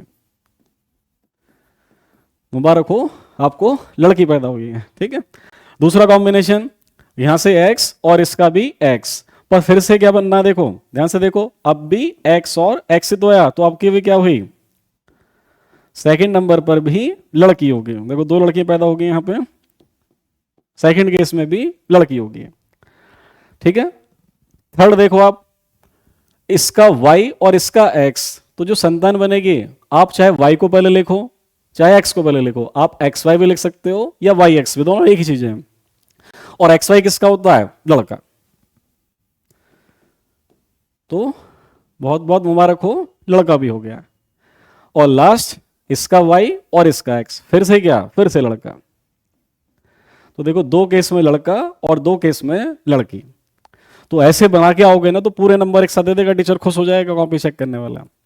अच्छा एक बात और बच्चों देखो, एक रूढ़िवादिता सोच चलती रहती है कि जैसे कभी महिला को लड़की लड़की होती चली जाती है, शहरों में ऐसा नहीं है, गांव में बहुत ज़्यादा होता है, तो उसे बहुत मतलब कि उस पर दोष आरोप देने लगते हैं कि तुझको लड़का नहीं हो रहा है, लड़की लड़की पैदा हो रही है। ऐसा बहुत से गाँवों में होता है।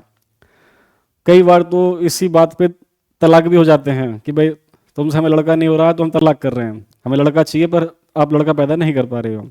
महिला को दोष देते हैं सब कुल मिला के, और मारपीट भी होती है इस चीज़ के ऊपर, लड़ाई झगड़े होते हैं। पर बेटा एक चीज़ देखो, वो अनपढ़ लोग होते हैं इसलिए उनको समझ नहीं है।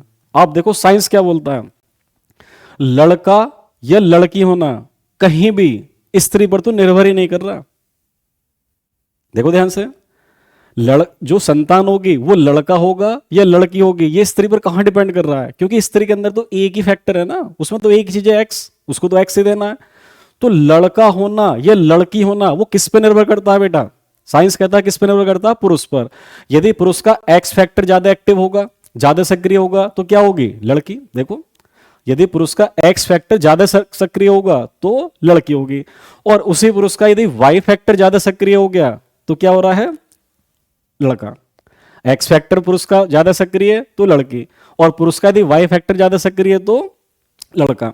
दैट मीन्स क्लियर कट है, साइंटिफिक प्रूफ है कि लड़का या लड़की होना पुरुष पर निर्भर करता है। यदि लड़की पैदा हो रही है बार बार, हालांकि कोई गलत चीज नहीं है, देखो लड़का लड़की सब समान है, पर जो लोग ये मानते हैं ना कि लड़की पैदा होती जा रही है उसका दोषी महिला है, नहीं, उसका दोषी कौन है, दोषी नहीं, उसका कारण कौन है, पुरुष है।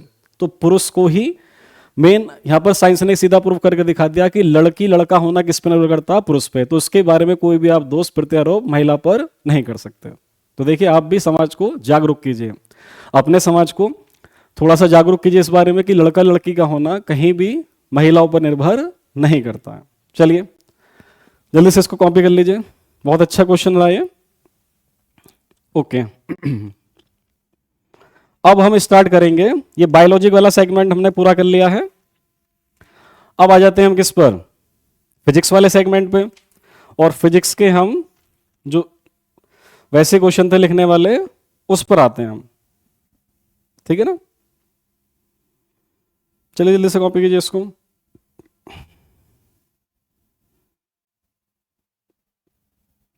ओके, चलिए फिजिक्स वाला सेगमेंट निकालते हैं। आपने कॉपी कर लिया है, हाँ ये देखिए उत्तल दर्पण, उत्तल दर्पण का क्वेश्चन था, बढ़िया क्वेश्चन है ये भी।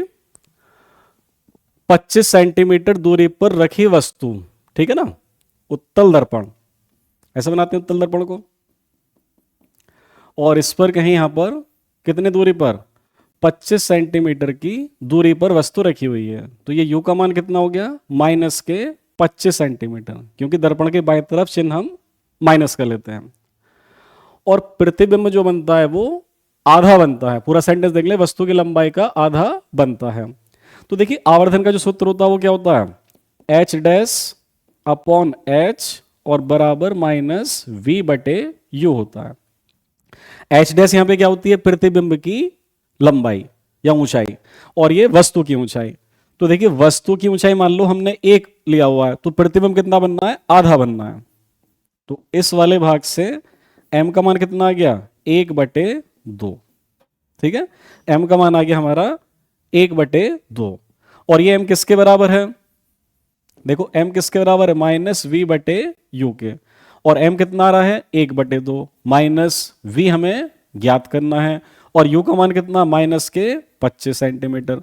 अब देखो माइनस माइनस तो प्लस हो जाएगा ना, v/25, तो v का मान आ जाएगा 25/2, और 25 का आधा कितना, 12.5 आ जाएगा, 12.5, 25 का आधा 12.5 सेंटीमीटर। तो पहला तो ये भाग हल हो गया। पहले पार्ट में पूछा था प्रतिबिंब की दूरी बताइए, ठीक है। तो प्रतिबिंब की दूरी दर्पण से कितनी आएगी, देखो ये 12.5 सेंटीमीटर आ रही है, और ये प्लस की आ रही है। प्लस की दूरी आने का मतलब क्या है, देखो प्लस की दूरी आने का मतलब क्या, दर्पण, ठीक है, दर्पण के दूसरी साइड प्रतिबिंब बनेगा। v का मान है, क्योंकि मैं 12.5 आ रहा है तो ये दाहिनी तरफ प्रतिबिंब बनेगा। आभासी सीधा प्रतिबिंब बनता है, सीधा आभासी, ठीक है ना। अब दूसरा सब, इसका दूसरा भाग क्या है, देखो दर्पण की फोकस दूरी भी ज्ञात करनी है, यानी f का मान भी ज्ञात करना है, ठीक है। इसमें आप लिख देंगे दर्पण से दूसरी तरफ प्रतिबिंब बनेगा पॉजिटिव साइड, और सीधा आभासी प्रतिबिंब बनेगा, उत्तल दर्पण से आभासी सीधा प्रतिबिंब। और देखो दर्पण सूत्र क्या होता है, 1/f equal to 1/v plus 1/u, ठीक है ना। दर्पण का सूत्र ये होता है। लेंस में क्या था, बस लेंस में यहां पर माइनस का चिन्ह था। अब देखिए फोकस दूरी हमें ज्ञात करनी है, तो बराबर 1/v का मान कितना आ गया, देखो बच्चों v का मान है 25/2, ठीक है ना, 12.5 या 25/2 है, प्लस 1/u का मान कितना है, u का मान है माइनस के 25। इसको देखो ऊपर लिख देंगे आप, 2/25 माइनस 1/25, तो कितना बचा, 1/25। ये किसका मान है, 1/f का। दोनों साइड उल्टा कर देंगे तो f का मान कितना आ जाएगा, 25 सेंटीमीटर। तो दर्पण की फोकस दूरी होगी बच्चों 25 सेंटीमीटर। पहले पार्ट का उत्तर, दर्पण से प्रतिबिंब की दूरी 12.5 सेंटीमीटर, सीधा आभासी प्रतिबिंब बनेगा, और फोकस दूरी उसकी 25 सेंटीमीटर होगी। बढ़िया क्वेश्चन था, जल्दी से नोट कीजिए।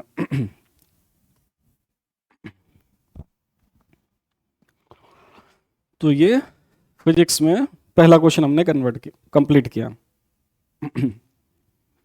दर्पण सूत्र लगा दिया फोकस दूरी ज्ञात करने के लिए, और हमारा एफ का मान 25 सेंटीमीटर आ गया, ठीक है, सही किया है। बाकी एक बार फिर से चेक कर लेते हैं। पहले हमने आवर्धन का सूत्र लगा के v का मान निकाल लिया, 12.5 सेंटीमीटर। दर्पण का सूत्र लगाया तो एफ का मान 25 सेंटीमीटर भी कंफर्म आ गया, ठीक है। चलिए अगले क्वेश्चन पर आते हैं। अगला क्वेश्चन फिजिक्स से अभिसारी, और एक्चुअली ना यहाँ पर ये ऐसा फर्स्ट वगैरह कुछ नहीं है, सो आप क्वेश्चन में ना ऐसा कुछ नहीं था, वो थोड़ा टाइपिंग मिस्टेक है शायद, और मुझे लग रहा पेपर में भी टाइपिंग मिस्टेक रही थी। वो क्वेश्चन बेसिकली केवल अब जो आपको दिख रहा है ये है, जैसा फर्स्ट सेकंड मतलब 2 पार्ट कुछ नहीं है, जैसा लिखा हुआ आपको ऐसा ही क्वेश्चन था। देखिए, अभिसारी किरणों के मार्ग में अवतल लेंस रखने पर किरण लेंस से इतने सेंटीमीटर अक्ष पर फोकस होती है, ठीक है। लेंस नहीं है तो किरणें कहां पर फोकस होंगी? आप ऐसे देखो, अभिसारी किरणें मतलब क्या होती हैं? ऐसी किरणें जो आकर एक बिंदु पर आकर मिलनी है, मतलब ऐसे किरणें थी, देखो ऐसे आके एक बिंदु पर, इन्हें बोलते हैं अभिसारी किरणें। तो ऐसे देखेंगे आप, ये कोई अक्ष है और ये किरणें थी, ये ऐसे आके किसी बिंदु पर मिलनी थी, इन्हें कैसी किरणें कहते हैं? अभिसारी किरणें, जो एक बिंदु पर आकर मिल जाती हैं, ठीक है। ये किरणें आके एक बिंदु पर मिल रही थी, ये पहला केस है। अब हमने क्या किया? अवतल लेंस रख दिया किरणों के मार्ग में, यानी यहां बीच में कहीं पर हम रख देंगे अवतल लेंस। देखो, एक अवतल लेंस रख देते हैं, हमने किरणों के मार्ग के बीच में एक अवतल लेंस रख दिया, ये रहा अवतल लेंस, ऐसा होता है। और इस अवतल लेंस के रखने से क्या हुआ? इस अवतल लेंस के रखने से ये हुआ, इन किरणों का जो फोकस हुआ कहां पर हुआ? लेंस से 20 सेंटीमीटर पीछे हुआ, ठीक है ना। यहां से लेंस से 20 सेंटीमीटर पीछे कहीं पर यहां पर फोकस हुआ, तो उसका रीजन ये रहा होगा, ये किरणें जब ऐसे यहां पर वापस जाएंगी तो यहां से टकरा कर ये फिर से पीछे लौट जाएंगे ऐसे लेंस से, ठीक है ना, क्योंकि टकरा के ये ऐसे लौटेंगे और ये इस बिंदु पर लेंस की वजह से ये यहां पर आए, इसको मान लेते हैं हम आई। एक तरह से यहां पर इनका प्रतिबिंब बन गया। और ये कितनी दूरी दे रखी है हमें? ये हमें दे रखा है 20 सेंटीमीटर। तो ये किसका मान है? एक तरह से v का मान है, प्रतिबिंब की दूरी। और इस बिंदु को हम o मान लेते हैं यदि, तो ये हमारा एक तरह से आभासी वस्तु है, इसको हम बोल सकते हैं आभासी वस्तु। अब क्वेश्चन ये है, यदि ये लेंस नहीं होता, यदि बीच में अवतल लेंस नहीं होता, तो ये किरणें किस बिंदु पर जाके मिलती, यानी कि कहां पर फोकस होती हैं? और लेंस की फोकस दूरी इतने दे रखा है। तो एक तरह से ना, मैं क्वेश्चन में v का मान दिया हुआ है, प्रतिबिंब कहां बनना है और वस्तु कहां पर रखी है, आभासी वस्तु, उसका मान पूछा हुआ, तो u का मान ज्ञात करना है। तो बहुत सिंपल, आप ऐसे देखेंगे। अच्छा, फोकस दूरी, ये कौन सा लेंस है? ये अवतल लेंस है। मैंने बताया था उत्तल लेंस की फोकस दूरी पॉजिटिव होती है और अवतल लेंस की फोकस दूरी नेगेटिव होती है, यूपी। उत्तल लेंस की पॉजिटिव, बाकी दूसरे की नेगेटिव। तो बेशक यहां पे प्लस का लिखा हुआ है, बट माइंडेड एफ का मान कितना लेंगे हम? फोकस दूरी का मान कितना लेंगे हम? माइनस का 30 सेंटीमीटर। और v का मान कितना दिया हमें? देखो बच्चों, v का मान हमें दिया हुआ है 20 सेंटीमीटर। प्लस का ही लेंगे क्योंकि ये दाहिनी तरफ की दूरी है, दाहिनी तरफ की दूरी प्लस में होती है। और लेंस का सूत्र लगाएंगे, लेंस का सूत्र अभी हमने प्रयोग किया था, 1/f equal to 1/v minus 1/u। दर्पण में बीच में प्लस होता है और लेंस में बीच में माइनस होता है। देखो, इन सूत्रों में कंफ्यूजन रहता है कि किस में प्लस है यहाँ पे और किस में माइनस है। तो देखो, एक बहुत अच्छी ट्रिक बता रहा हूं, आपको याद रहेगा, दर्पण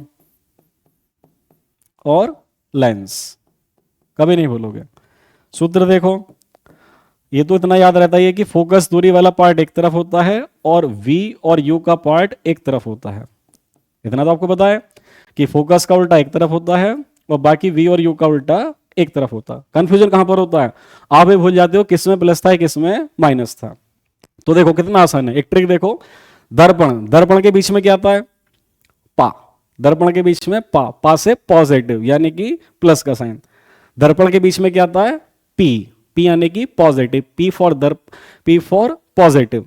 तो बीच में कैसे चिन्ह लेंगे हम? दोनों के बीच में पॉजिटिव साइन, क्योंकि बीच में पा आ रहा, पी आ रहा। याद करने की ट्रिक है, कोई लॉजिक नहीं है। और लेंस के बीच में क्या आता है? न यानी कि नेगेटिव। लेंस में क्या आएगा? नेगेटिव साइन आएगा। तो कभी कंफ्यूजन नहीं होगा ना, अब नहीं भूलोगे आप। दर्पण सूत्र में दर्पण के बीच में पा, पॉजिटिव, पॉजिटिव साइन आएगा। लेंस के बीच में न, तो यहां बीच में नेगेटिव साइन आएगा। आई थिंक याद हो जाएगा, ठीक है। चलो ऐसे याद रखेंगे। अब हमें किसका मान ज्ञात करना है? हमें 1/u का मान ज्ञात करना है। तो ये जाएगा 1/f, साइड एक्सचेंज करेंगे, इधर लाए इसको, इसको उधर ले जाओ, 1/v माइनस 1/f। तो 1/u बराबर 1/v दिया हुआ है 20 माइनस 1/ माइनस के 30, माइनस माइनस से प्लस हो जाएगा, तो 1/20 प्लस 1/30। लघुत्तम इसका 60 आ जाएगा, तो 20 दिया 60 और 30 दूनी 60। तो 1/u बराबर, हल कर लेंगे आप इसको, 5/60 यानी कि यू हो जाएगा 60/5, उल्टा कर दिया देखो, 1/u का उल्टा कर दिया u/1, तो 5/60 का उल्टा क्या हो जाएगा 60/5, और 60 से 5 कितनी बार जाएगा 12×5 = 60, तो u बराबर 12 सेंटीमीटर। और ये देखो धनात्मक पॉजिटिव आ रहा तो किस तरफ वस्तु होगी, लेंस के दाहिने तरफ ही होगी। तो ये इसका पूरा सॉल्यूशन है। जल्दी से कॉपी करो इसको आप।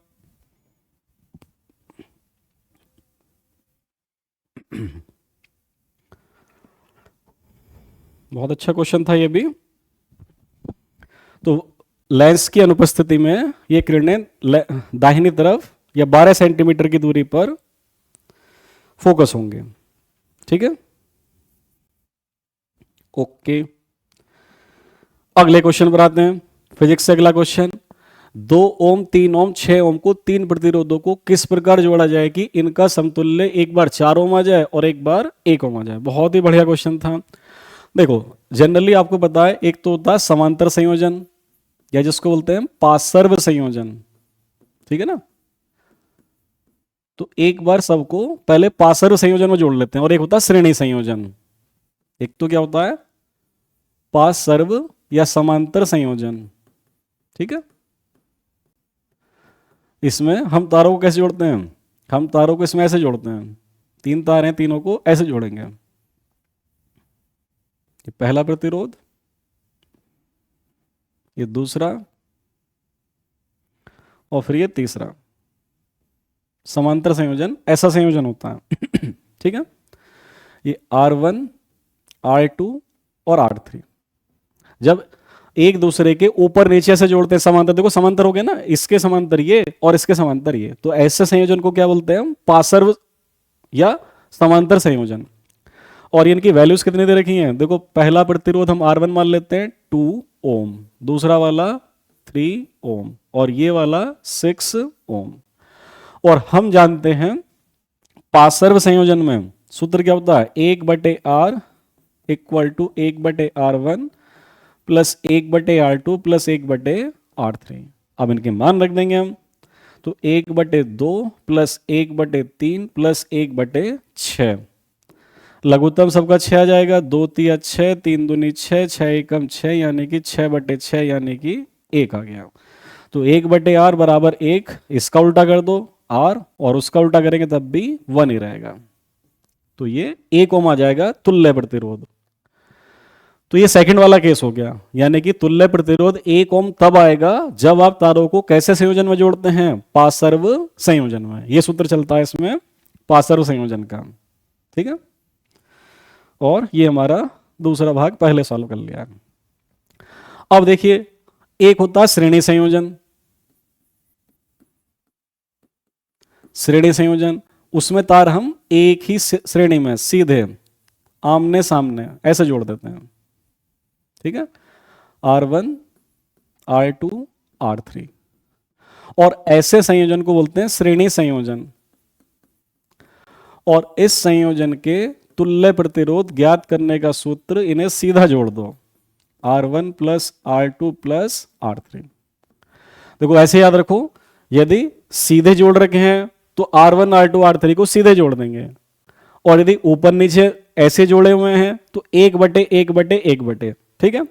अब देखो, लेकिन इनकेस आप यदि ऐसे ही जोड़ देते हो उनको कि 2 ओम, 3 ओम, ठीक है ना, ये 6 ओम, तो इनका तुल्य प्रतिरोध तो कितना आ जाएगा, 2 + 3 + 6, ठीक है ना, तो 11 ओम आ जाएगा। पर ये तो आंसर रिक्वायर्ड नहीं था, हमको कितना लाना है, 4 ओम। तो हमको थोड़ा सा ये और थोड़ा सा इनका दोनों का मिला के संयोजन करना पड़ेगा, क्योंकि श्रेणी संयोजन से 4 ओम नहीं आ रहा है। तो आप एक काम करो, एक एक करके एक बार इसको बाहर निकाल दो, इन दोनों को ऐसे और इसको इधर डाल दो। तो अभी इससे आंसर मैच नहीं हुआ, पर इससे कॉन्सेप्ट बता दिया कि श्रेणी संयोजन में फॉर्मूला क्या लगेगा, R को सीधा जोड़ेंगे, यहां से कॉन्सेप्ट आ गया। अब देखो एक काम करते हैं, ये आपने नोट कर लिया होगा, सेकंड पार्ट तो हमारा हो गया है। अब देखो एक चेंज करते हैं, हम 2 ओम को तो ऐसे दिखाते हैं पहले वाले को, और बाकी 2 वालों को ऐसे जोड़ देते हैं।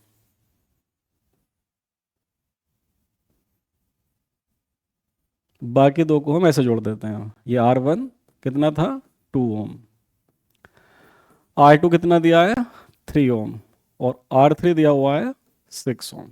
ठीक है, अब देखो हम ये मान लेते हैं कि इस वाले का जो तुल्य प्रतिरोध है वो R डैश मान लिया, इस वाले सिस्टम का इतने का ये तुल्य प्रतिरोध मान लिया है।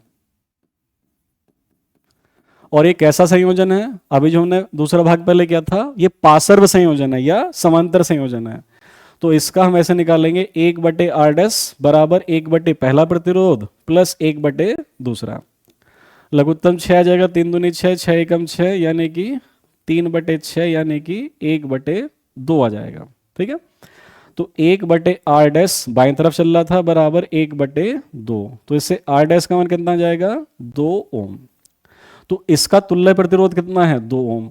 तो हम ये भी काम कर सकते हैं, अब इसको हटा देंगे और इसकी जगह 2 ओम का एक ही प्रतिरोध डाल देंगे। कैसे, वो यहां दिखा देते हैं हम। ठीक है, वो ऐसे। ठीक है, इसके बाद यहां मैं दिखा रहा हूं पहला वाला क्या चल रहा था। ये देखो पहले हमारे पास R1 था 2 ओम, ये ओम का साइन है 2 ओम, ऐसे बनाते हैं।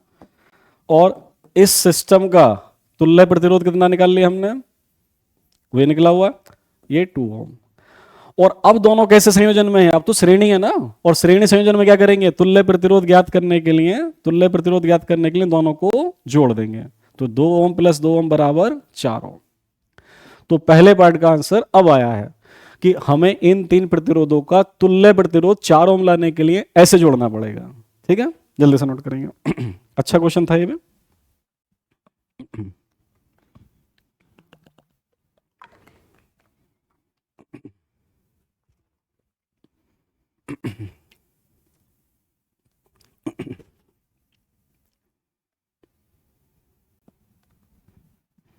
नोट करेंगे इसको आप जल्दी से, बढ़िया क्वेश्चन आया ये फिजिक्स से।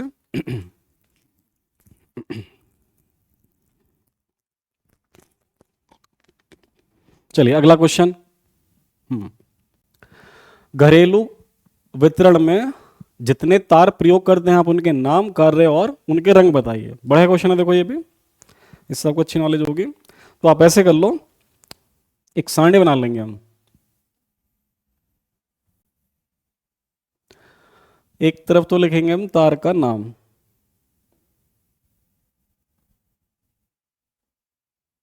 ठीक है, एक उसका बता देंगे रंग, कलर कैसा होता है, और फिर उसका कार्य क्या होता है। पहले हम लिख देंगे तार का नाम कि कौन कौन से तार होते हैं, उसका रंग कैसा होता है, और उस तार का कार्य क्या होता है, क्या उसका मेन काम होता है। प्रश्न यही ना, नाम, कार्य और रंग। तो हमने नाम, कार्य और रंग बता देंगे, ठीक है। और 3 प्रकार के तार होते हैं ये।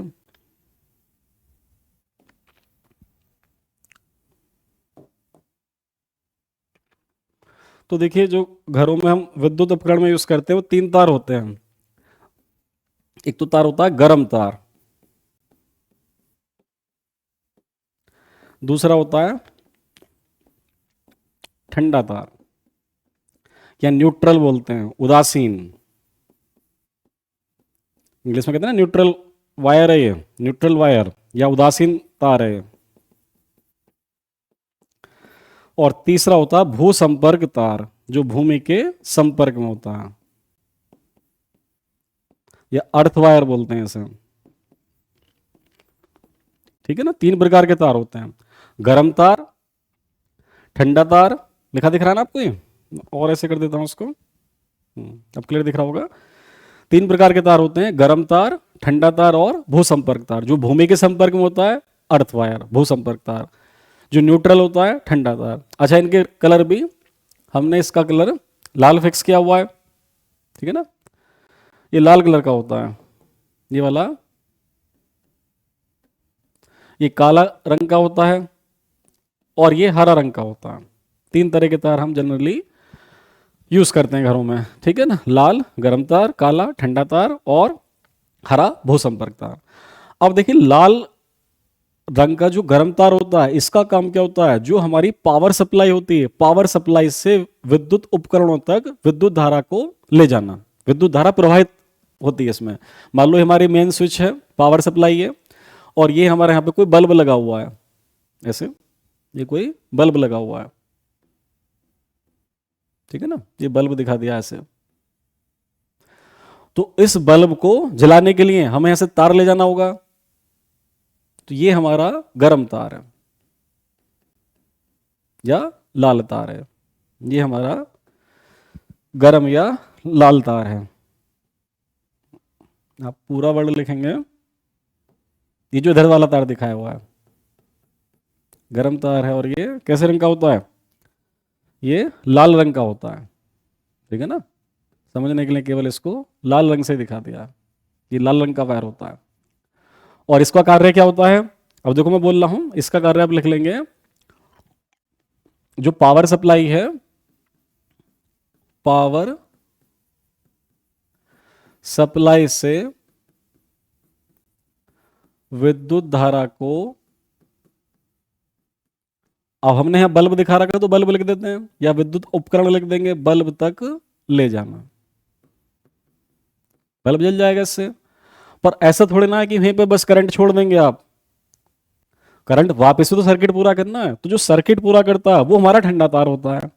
अब मैं काले से दिखाऊंगा तो आपको दिखेगा नहीं, ठंडे तार को मैं अलग कलर से दिखा देता हूं, यहाँ पे दिखाने का बस तरीका, ये काले रंग का होता है, ये हमारा ठंडा तार है, तो क्या करता है, ये सर्किट को पूरा करता है, बस सर्किट पूरा हमारा कंप्लीट होना चाहिए, तो हमारे विद्युत परिपथ को संपूर्ण करता है। या ऐसे लिखेंगे, विद्युत उपकरण से करंट को वापस पावर सप्लाई तक लेकर आता है, इसका उल्टा लिख देंगे, मैंने लिखा टाइम वेस्ट होगा, आप इसको देख के लिख लेंगे, विद्युत उपकरण से वापस पावर सप्लाई तक करंट को या विद्युत धारा को लेकर आता है, और ये विद्युत परिपथ को पूर्ण करता है, जो हमारा सर्किट है तभी पूरा होगा,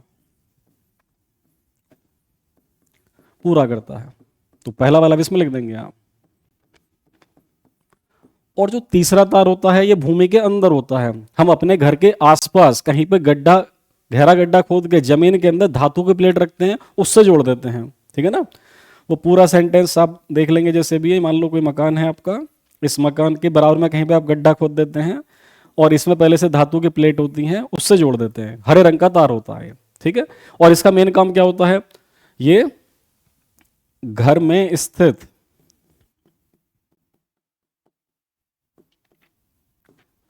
उन विद्युत उपकरणों को सुरक्षा प्रदान करता है,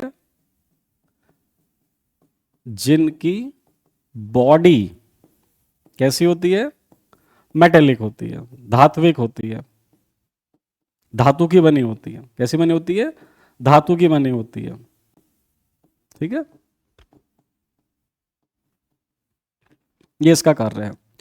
तो देख लो बच्चों, तीन तार होते हैं, गर्म तार, ठंडा तार, भूसंपर्क तार, लाल काला हरा, ये पावर सप्लाई से विद्युत धारा को उपकरण तक ले जाता है, न्यूट्रल वायर वापस उसको पावर सप्लाई तक लाके विद्युत सर्किट को, इलेक्ट्रिकल सर्किट को पूरा करता है, और ये घर में जो मेटेलिक धातु के बने उपकरण होते हैं, जिनकी बॉडी मेटेलिक होती है, उनको सुरक्षा प्रदान करता है, कोई भी करंट में अप्स एंड डाउन्स होते हैं तो उसको खराब होने से बचाता है। तो जल्दी से कॉपी कीजिए, इसमें बस केवल आपको इतना ही दिखाना था।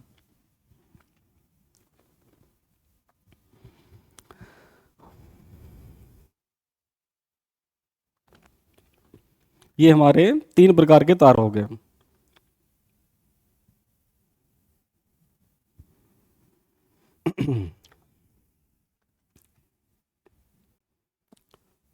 ठीक है, अगला क्वेश्चन।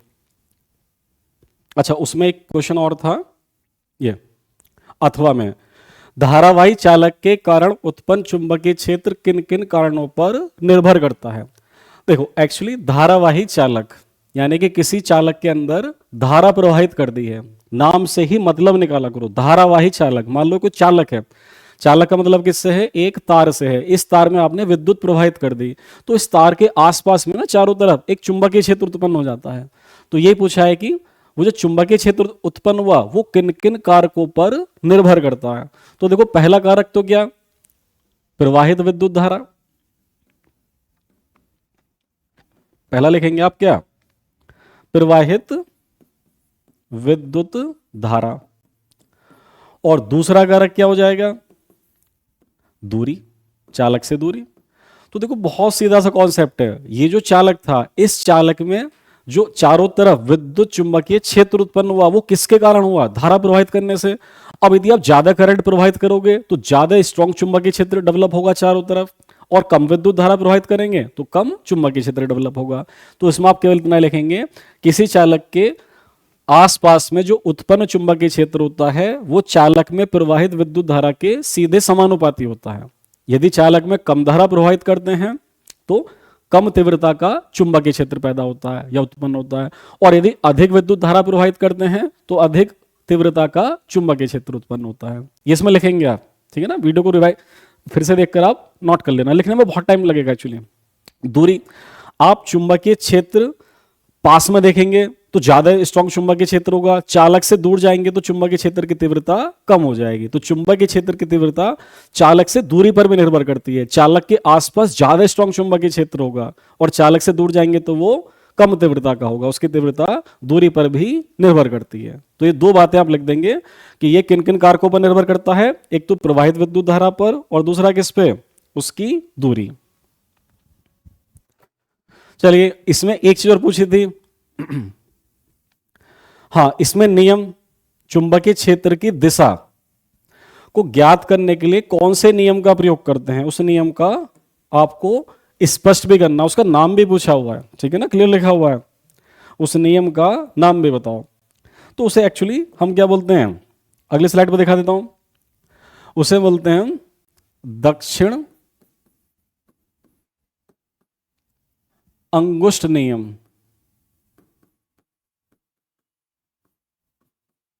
ठीक है ना, दक्षिण अंगुष्ठ नियम। दाएं हाथ का नियम भी लिख देते हैं, दाएं हाथ का नियम, या मैक्सवेल ने बताया था, ये इसको बोल देते हैं मैक्सवेल का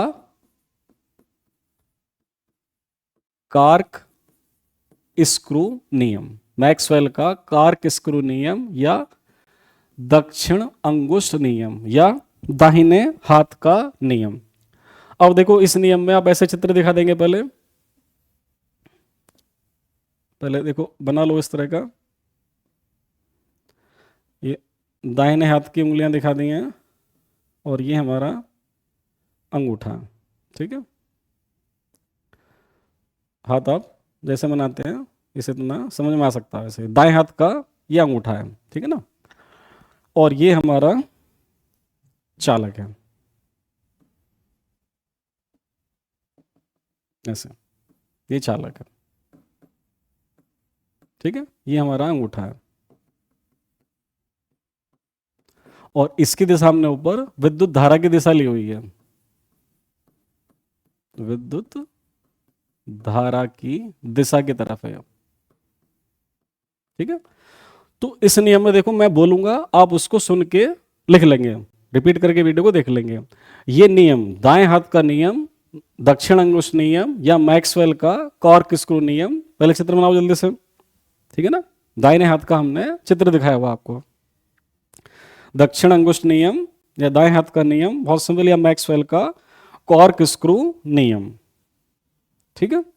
हाँ, दक्षिण अंगुष्ठ नियम, दक्षिण हस्त अंगुष्ठ नियम, हस्त में लिख देंगे ना, दक्षिण दाहिने हाथ का नियम, दक्षिण अंगुष्ठ नियम।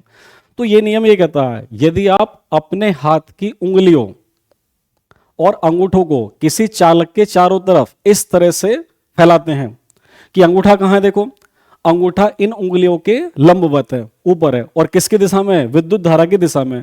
तो ये जो उंगलियों को लपेटने की दिशा है, यही चुंबकीय क्षेत्र रेखाओं की दिशा होगी। देखो पहले हमने क्या बताया, जब किसी चालक में विद्युत धारा प्रवाहित करते हैं तो उसके चारों तरफ चुंबकीय क्षेत्र हो जाता है। तो चुंबकीय क्षेत्र की दिशा ज्ञात करने के लिए मैक्सवेल का कॉर्क स्क्रू नियम आता है, या जिसे हम दक्षिण हस्त अंगुष्ठ नियम या दाएं हाथ का नियम कहते हैं। ये नियम देख लो, आप ऐसे लिखेंगे, जब हम अपने हाथ की उंगलियों और अंगूठे को चालक के चारों तरफ इस तरह से फैलाते हैं कि उंगलियों को फैलने की दिशा के लंबवत अंगूठा यदि विद्युत धारा की दिशा में होता है तो ये जो उंगलियों को फैलाने की दिशा होती है, ये चालक के चारों ओर उत्पन्न चुंबकीय क्षेत्र रेखाओं की दिशा को इंडिकेट करता है। यानी कि चुंबकीय क्षेत्र रेखाओं की दिशा ऐसे होगी। ये किसकी दिशा है? चुंबकीय क्षेत्र रेखाओं की दिशा है। ठीक है, ये मैक्सवेल का कॉर्कस्क्रू नियम, लिख लो इस वर्ड को भी एक्स्ट्रा। और ये नियम हमारा कंप्लीट है। ठीक है, फिजिक्स का पार्ट हमारा कंप्लीट हुआ। चलिए अब केमिस्ट्री वाले पार्ट पर आते हैं। केमिस्ट्री वाला पार्ट, यस, ये था इनके संरचनात्मक सूत्र। तो देखो एथेनॉइक अम्ल पहले वाला, ये होता है CH3COOH। आप IUPAC नाम लिखते हैं ना, एसिडिक, वैसे एसिडिक एसिड होता है। एक कार्बन के लिए मैथ, दो के लिए एथ, एथेनॉइक एसिड, एथेनॉइक अम्ल। और संरचना पूरी खोल के दिखानी है तो CH3 को भी ऐसे खोल के दिखा दोगे आप। ये पूरा परफेक्ट स्ट्रक्चर ऐसे होता है। और एक्चुअली इनके यदि आप मॉडल रखेंगे ना, रियली में कैसा होता है, मैं आपको रियल मॉलिक्यूल में दिखाता हूं। देखो, यदि आपको दिख रहा है क्लियर है, तो एक्चुअल मॉलिक्यूल के ना मॉडल ऐसे होते हैं। ये मॉडल से भी आप देखो बहुत अच्छी इमेज बनेगी। CH3, ये देखो कार्बन है और 3 हाइड्रोजन, CH3, फिर कार्बन है और डबल बॉन्ड हो, देखो डबल बॉन्ड ऐसा होता है, दिख रहा होगा, ऐसे और ऐसे। तो CH3 COOH, ये दोनों O हैं। तो ये संरचना सूत्र होता है इसका पूरा, CH3 COOH, carbon, 3 hydrogen, COOH। चलिए अगला, वैसे ऐसे कोई रिक्वायरमेंट नहीं है आपको, इतना ही काफी है। दूसरा मैथेनल। मैथेनल क्या होगा, देखो HCHO, आप IUPAC में सोचो, एक कार्बन के लिए क्या आएगा, मैथ वर्ड आएगा, और CHO ग्रुप एल्डिहाइड के लिए क्या था, अल आता, तो मैथेनल ये होगा। और इसकी संरचना खोल के दिखाओगे तो HCHO, इसको ऐसे दिखाते हैं। मॉलिक्यूल मेरे पास बना हुआ बाय चांस, तो इसको भी देख लो आप, HCHO ऐसा होता है, देखो HCH डबल बॉन्ड O, यहां पे डबल बॉन्ड है, मैंने देखो डबल बॉन्ड ही पकड़ रखा है, दिख रहा होगा ना डबल बॉन्ड ऊपर, कार्बन ऑक्सीजन के, ये ऑक्सीजन है, कार्बन ऑक्सीजन के बीच में कैसे बॉन्ड है, 2 बॉन्ड है, तो ऊपर CO है, HCHO, ये मैथेनल है। तीसरा है क्लोरोप्रोपेन। तो देखो प्रोपेन यानी कि 3 carbon, CH3 CH2 CH2Cl, 1 chloropropane. हमने पहले कार्बन पर Cl दिखा दिया, नंबरिंग करते हैं ना, पहला कार्बन, दूसरा कार्बन, तीसरा कार्बन, तो पहले कार्बन से ही क्लोरो जुड़ा हुआ है। संरचना ऐसे बनाएंगे इसके, CH3 CH2 और CH2Cl, ठीक है ना, एक यहां पे क्लोरीन है, CH3 CH2 CH2Cl। चलिए ओके, मॉलिक्यूल वैसे मॉडल की रिक्वायरमेंट नहीं इसमें। नाइट्रोमीथेन चौथा, तो मीथेन तो CH4 होता है, तो एक नाइट्रो लगा दिया इसमें, CH3NO2। और संरचना जब इसकी बनाएंगे तो देखो CH3 और NO2, और इसको भी ओपन करके दिखाएंगे तो ऐसा स्ट्रक्चर होता है। ठीक है, ये नाइट्रोमीथेन का परफेक्ट संरचना सूत्र है। तो जल्दी से कॉपी कीजिए, बहुत सिंपल क्वेश्चन था, आई थिंक 4 नंबर में पूछा था ये, और केवल आपको इनके संरचना सूत्र बनाने थे।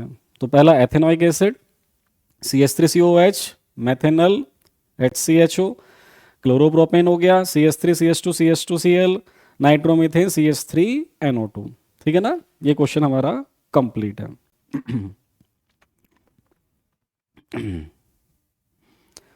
चलिए अगला क्वेश्चन, विद्युत रासायनिक श्रेणी को स्पष्ट कीजिए। तो देखो मैं लिखूंगा तो बहुत ज्यादा टाइम लगेगा, आप बोलने के साथ साथ समझ कर लिखना। जब धातुओं को उनकी सक्रियता के घटते क्रम में व्यवस्थित किया जाता है या रखा जाता है, तो वहां से जो हमें श्रेणी प्राप्त होती है उसे हम विद्युत रासायनिक श्रेणी कहते हैं। जब धातुओं को उनकी सक्रियता के घटते क्रम में रखा जाता है तो जो श्रेणी प्राप्त होती है उसे हम विद्युत रासायनिक श्रेणी कहते हैं। और एक प्रमुख श्रेणी, जो मतलब एक प्रमुख नहीं, जो प्रमुख धातुओं की श्रेणी है उसमें हम ऐसे लिखते हैं,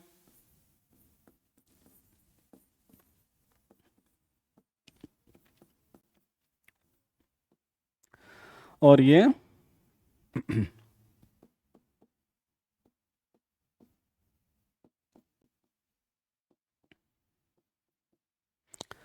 ये पूरा नहीं दिख रहा तो मैं यहां पर इसे शॉर्ट में लिखता हूं, या अगले पेज पे लिखता हूं। देखो जो श्रेणी का मेन मेन एलिमेंट्स है,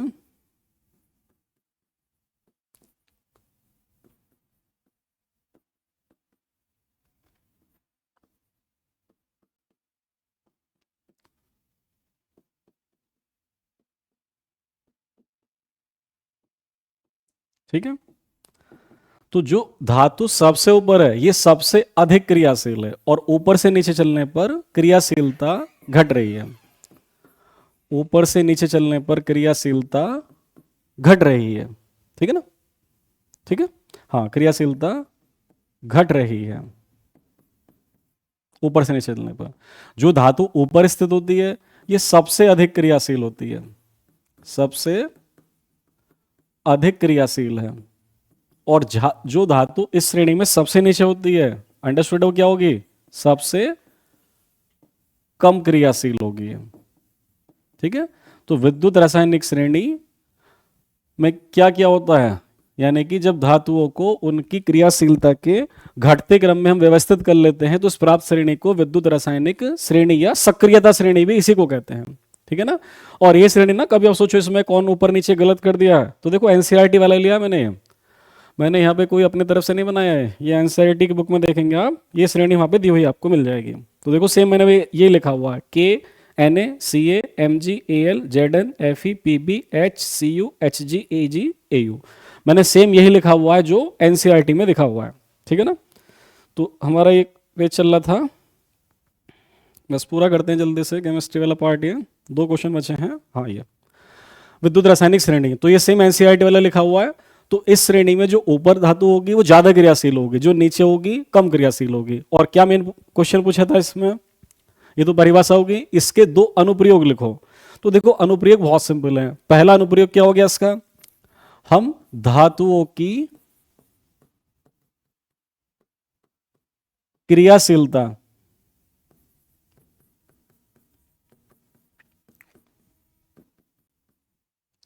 धातुओं की क्रियाशीलता की तुलना कर सकते हैं। पहला अनुप्रयोग है तुलना कर सकते हैं। और एक अनुप्रयोग इसका यह है, आप हाइड्रोजन धातु की हाइड्रोजन विस्थापन करने की प्रवृत्ति का पता लगा सकते हैं, ठीक है ना। प्रवृत्ति ज्ञात कर सकते हैं, मैं ज्ञात करके छोड़ देता हूं, आप पूरा लिख लेना, प्रवृत्ति ज्ञात कर सकते हैं। देखो ये सारणी या ये श्रेणी ये कहती है जो धातु इसमें हाइड्रोजन से ऊपर स्थित होती है, जो हाइड्रोजन से ऊपर स्थित होगी वो हाइड्रोजन को अम्लों से विस्थापित कर देगी, जो नीचे होगी वो नहीं कर पाएगी, क्योंकि नीचे वाली कम क्रियाशील है। सीधा सा कॉन्सेप्ट है, अधिक क्रियाशील कम क्रियाशील को हटा देता है। तो मान लो ऐसे क्वेश्चन बहुत पूछे जाते हैं, एक रिएक्शन दिया हुआ, देखो देखना, एक रिएक्शन दिया हुआ है, 2 रिएक्शन, एक तो लिखा हुआ Zn प्लस H2SO4 से ZnSO4 और प्लस H2, और एक रिएक्शन लिखा हुआ है बच्चों Cu प्लस H2SO4 से CuSO4 और प्लस H2। देखो इन अभिक्रियाओं में एक्चुअली हम क्या दिखा रहे हैं, हमने क्या दिखाया, जिंक ने हाइड्रोजन का विस्थापन कर दिया, देखो इसको हटा दिया और इसके स्थान पर खुद आ गया, तो हाइड्रोजन का विस्थापन हो गया नहीं हो गया, इसमें कॉपर ने किया है। तो मेन क्वेश्चन ये है कि कौन सी अभिक्रिया होगी या कौन सी नहीं होगी, या दोनों होंगी या दोनों नहीं होंगे। तो आप देखो इसमें पहली क्रिया तो संभव है बच्चों, पहली क्रिया हो सकती है, पर दूसरी असंभव है, दूसरी नहीं हो सकती। क्यों, देखो जिंक, जिंक कहां आता है, जिंक तो ऊपर आता है ना, जिंक हाइड्रोजन के ऊपर है, तो जो ऊपर वाली धातु होती है वो ज्यादा क्रियाशील होती है, वो अपने से नीचे वाले को विस्थापन कर सकती है, तो जिंक हाइड्रोजन का विस्थापन कर सकता है, तो यह अभिक्रिया संभव है। लेकिन कॉपर कहां पर आता है, कॉपर हाइड्रोजन के नीचे आता है और नीचे वाला ऊपर वाले को विस्थापित नहीं कर सकता, तो यह अभिक्रिया नहीं होगी। तो हम देख लो ये भी इस सारणी से बता सकते हैं, इस सक्रियता श्रेणी से, कि कौन सी धातु अम्लों से हाइड्रोजन को विस्थापित करेगी, कौन सी नहीं करेगी। चलिए जल्दी से कॉपी कीजिए। अच्छा क्वेश्चन था, ये भी कंप्लीट है।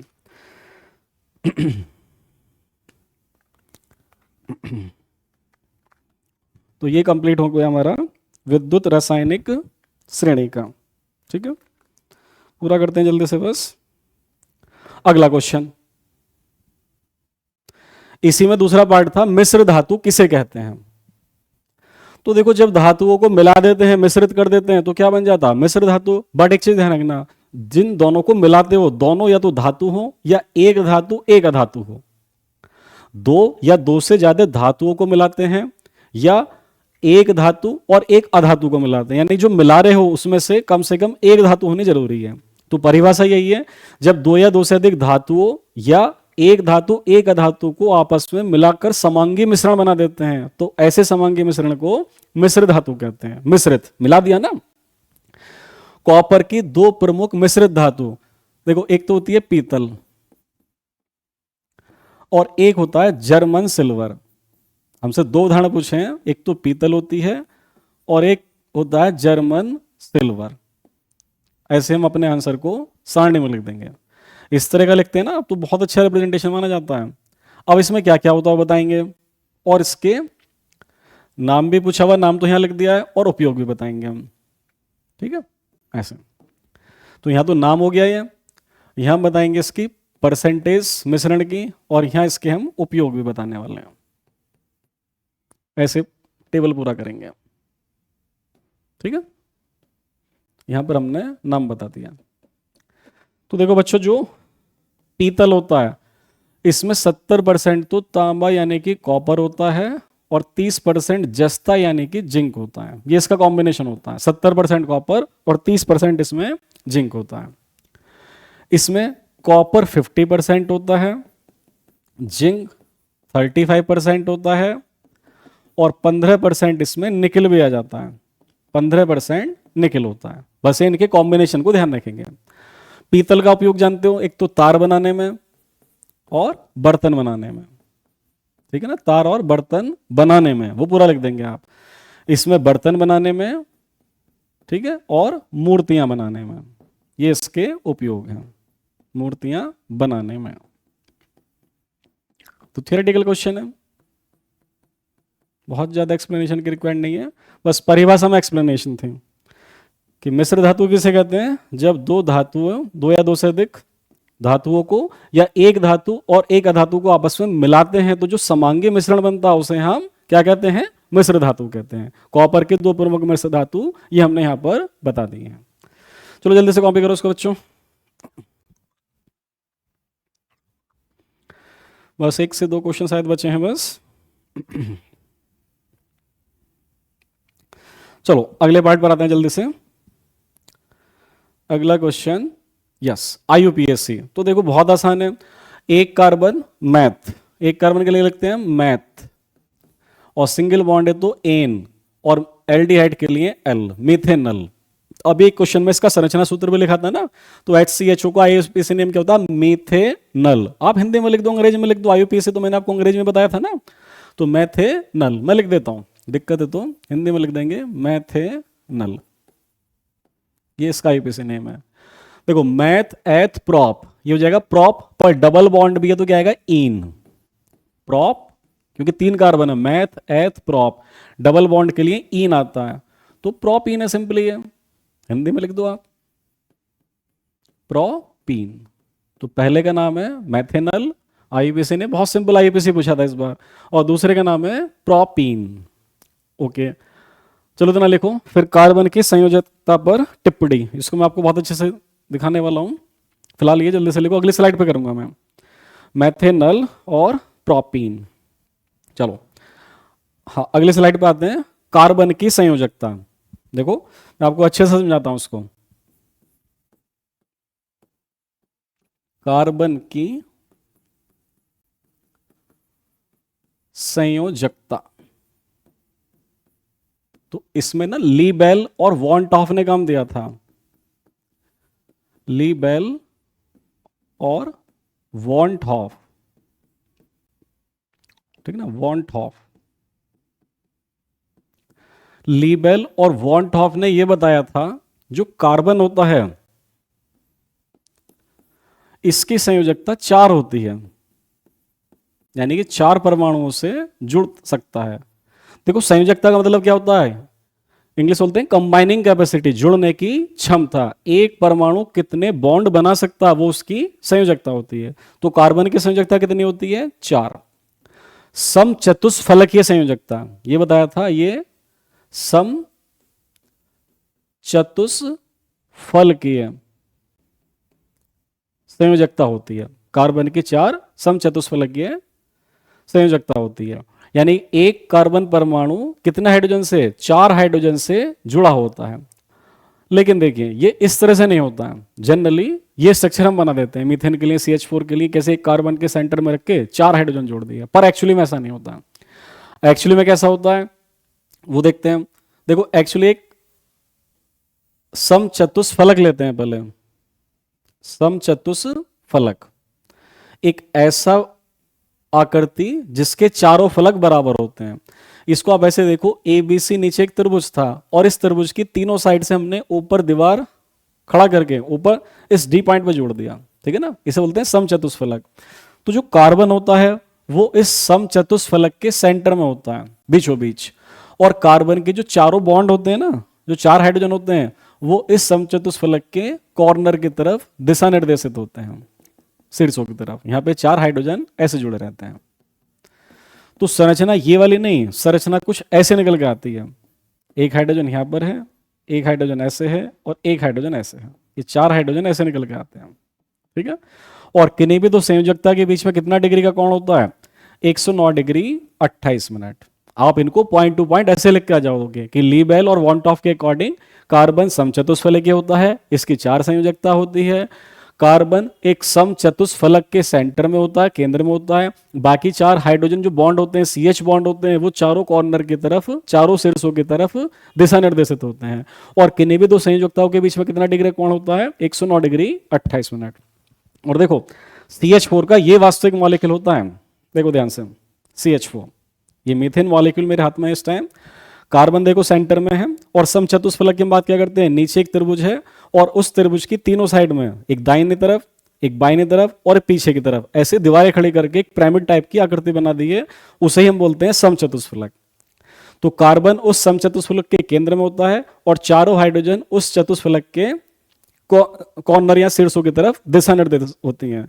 और देखो किन्हीं भी दो CH बॉन्ड के बीच में जो एंगल होता है ये 90 डिग्री से ज्यादा है। अब क्लियर दिखना चाहिए आपको, ये बॉन्ड एंगल 90 डिग्री से ज्यादा होता है और परफेक्ट वैल्यू इसकी जो निकल कर आती है वो 109 डिग्री 28 मिनट होती है। तो ये मीथेन मॉलिक्यूल होता है। ये मैंने कार्बन पकड़ा हुआ है ब्लैक, और 4 हाइड्रोजन ये व्हाइट बॉल से दिखा रखे हैं, ठीक है ना।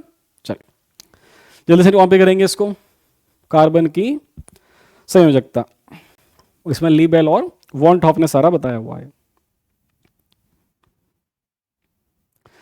चलिए अगला क्वेश्चन, या इसी में और भी पार्ट थे। बेकिंग पाउडर, खाने का सोडा का रासायनिक सूत्र। तो ये जो मैंने वीडियो बनाई थी ना, वो इंपॉर्टेंट क्वेश्चन की, आप देखना वीडियो का क्वेश्चन नंबर ये 7 था। 7वें नंबर पे जो प्रश्न था उसमें सूत्र ही लिखा था। तो वहां बताया था खाने के सोडे का रासायनिक नाम। देखो सूत्र क्या है, सूत्र होता है NaHCO3 और इसका नाम रासायनिक होता है सोडियम बाइकार्बोनेट, सोडियम बाइकार्बोनेट। ये 4 नंबर में क्वेश्चन था शायद, तो एक एक नंबर में तो यही पूछा हुआ था। एक नंबर में इसका रासायनिक नाम बताओ, सोडियम बाइकार्बोनेट, सूत्र बताओ NaHCO3। एक चीज और पूछा है, क्या होता है जब इसको गर्म करते हैं, ठीक है। तो सोडियम बाइकार्बोनेट को गर्म करने पर क्या होता है, यह अभिक्रिया दिखा देंगे हम। ट्वाइस NaHCO3, इसको गर्म कर देंगे आप, और गर्म करने पे बन जाएगा ये Na2CO3 और प्लस H2O और प्लस CO2। रिएक्शन देख लेना, बैलेंस है। इधर पे 2 सोडियम, इधर पे 2 सोडियम, हाइड्रोजन 2, हाइड्रोजन 2, ऑक्सीजन हो गए 6, 3 2 5 और 1 6, कार्बन 1 कार्बन कार्बन 2 कार्बन 2 संतुलित है। यानी कि तो सोडियम बाइकार्बोनेट है, पूरा नाम लिखेंगे सोडियम बाइकार्बोनेट। और ये क्या बन गया, इसे बोलते हैं हम सोडियम कार्बोनेट। ये सोडियम कार्बोनेट। जब भी आप समीकरण लिखते हैं तो पूरा संतुलित करके इसे नाम लिख के लिखा करो। और ये क्या था, क्योंकि 2 नंबर में यही पूछा हुआ है, केवल ये लिखना ही 2 नंबर दे रहा आपको, तो ऐसे सिस्टमैटिक लिखा करो, इसका भी नाम लिखो इसका भी नाम लिखो, जो मेन चीज है।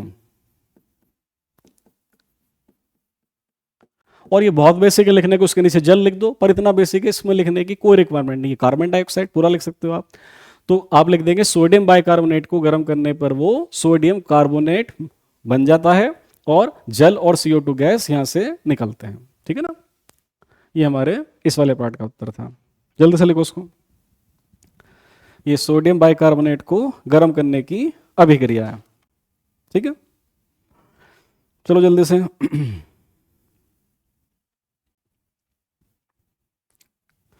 हाँ, बस आखिरी क्वेश्चन है शायद। इन पर टिप्पणियां लिखो। तो ये भी एक्चुअली देखो वीडियो का ही क्वेश्चन है। आप देखना, मैंने जो वीडियो बनाई थी उसमें ही परिभाषा बताई थी। ठीक है ना, तो बहुत सारे क्वेश्चन आए थे, एक छोटी सी वीडियो से बहुत ही प्रश्न पूछ लिए थे इस पेपर में। चलिए लिखते हैं एक बार, द्विविस्थापन अभिक्रिया। ये मैंने उस वीडियो में भी परिभाषित की थी अच्छे से। द्विविस्थापन अभिक्रिया।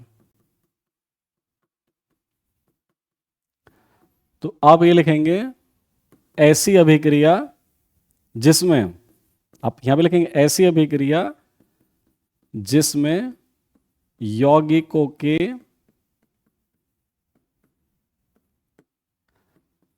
या यौगिकों में आयनों की अदला बदली हो जाती है। ये वहां भी मैंने पूरा बताया था, अदला बदली हो जाती है। आगे पूरा कर देंगे, द्विविस्थापन अभिक्रियाएं कहलाती हैं। पूरा तो कर देंगे ना, ऐसी अभिक्रियाएं जिनमें यौगिकों में या यौगिकों के आयनों की अदला बदली हो जाती है, वो द्विविस्थापन अभिक्रियाएं कहलाती हैं। और एक उदाहरण जो मैंने उस वीडियो में भी बताया था, AgNO3 प्लस NaCl और इससे बन जाता है AgCl प्लस NaNO3। NaNO3। तो ध्यान से देख लो आप, यहां पे नाइट्रेट आयन और एक क्लोराइड आयन की अदला बदली हो गई है। यहां पर इसकी जगह आ गया क्लोराइड आयन और यहां पर क्लोराइड आयन की जगह क्या आ गया, नाइट्रेट आयन, NO3 आयन। और देखो नए यौगिक बने हैं, आप उसमें लिख सकते हैं यौगिकों के आयनों की अदला बदली होती है प्लस नए यौगिक बनते हैं। ठीक है ना, ये नए यौगिक बन गए हैं और आयनों की अदला बदली हो गई है। जल्दी से कॉपी करो।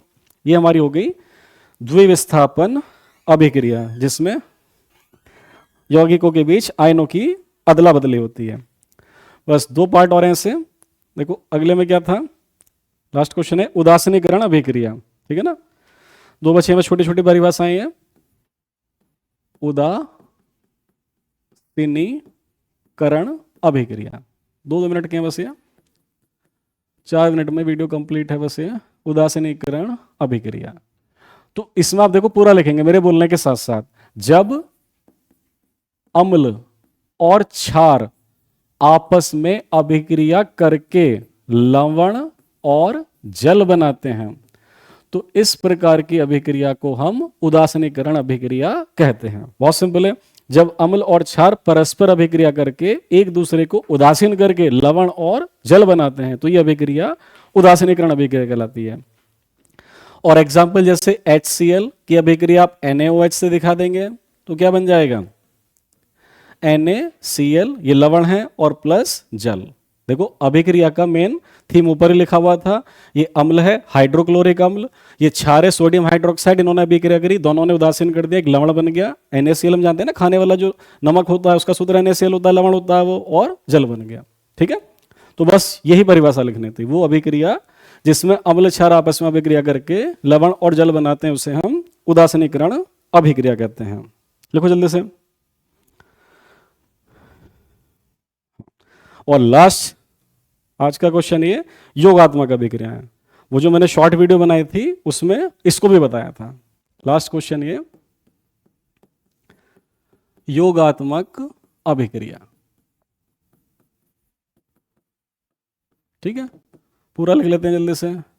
ऐसी अभिक्रियाएं जिनमें, पूरा लिखेंगे आप, ऐसी अभिक्रियाएं जिनमें दो या दो से अधिक, मेन चीज मैं लिख रहा हूं, दो या दो से अधिक प्रकार के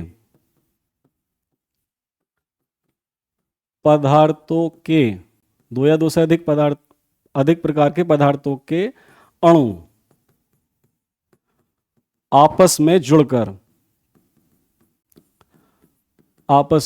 जुड़कर, देखो योगात्मक का मतलब जुड़ना ही होता है ना, कुछ एडिशन होगा, जुड़ जाएंगी चीजें, आपस में जुड़कर एक ही पदार्थ, एक ही प्रकार के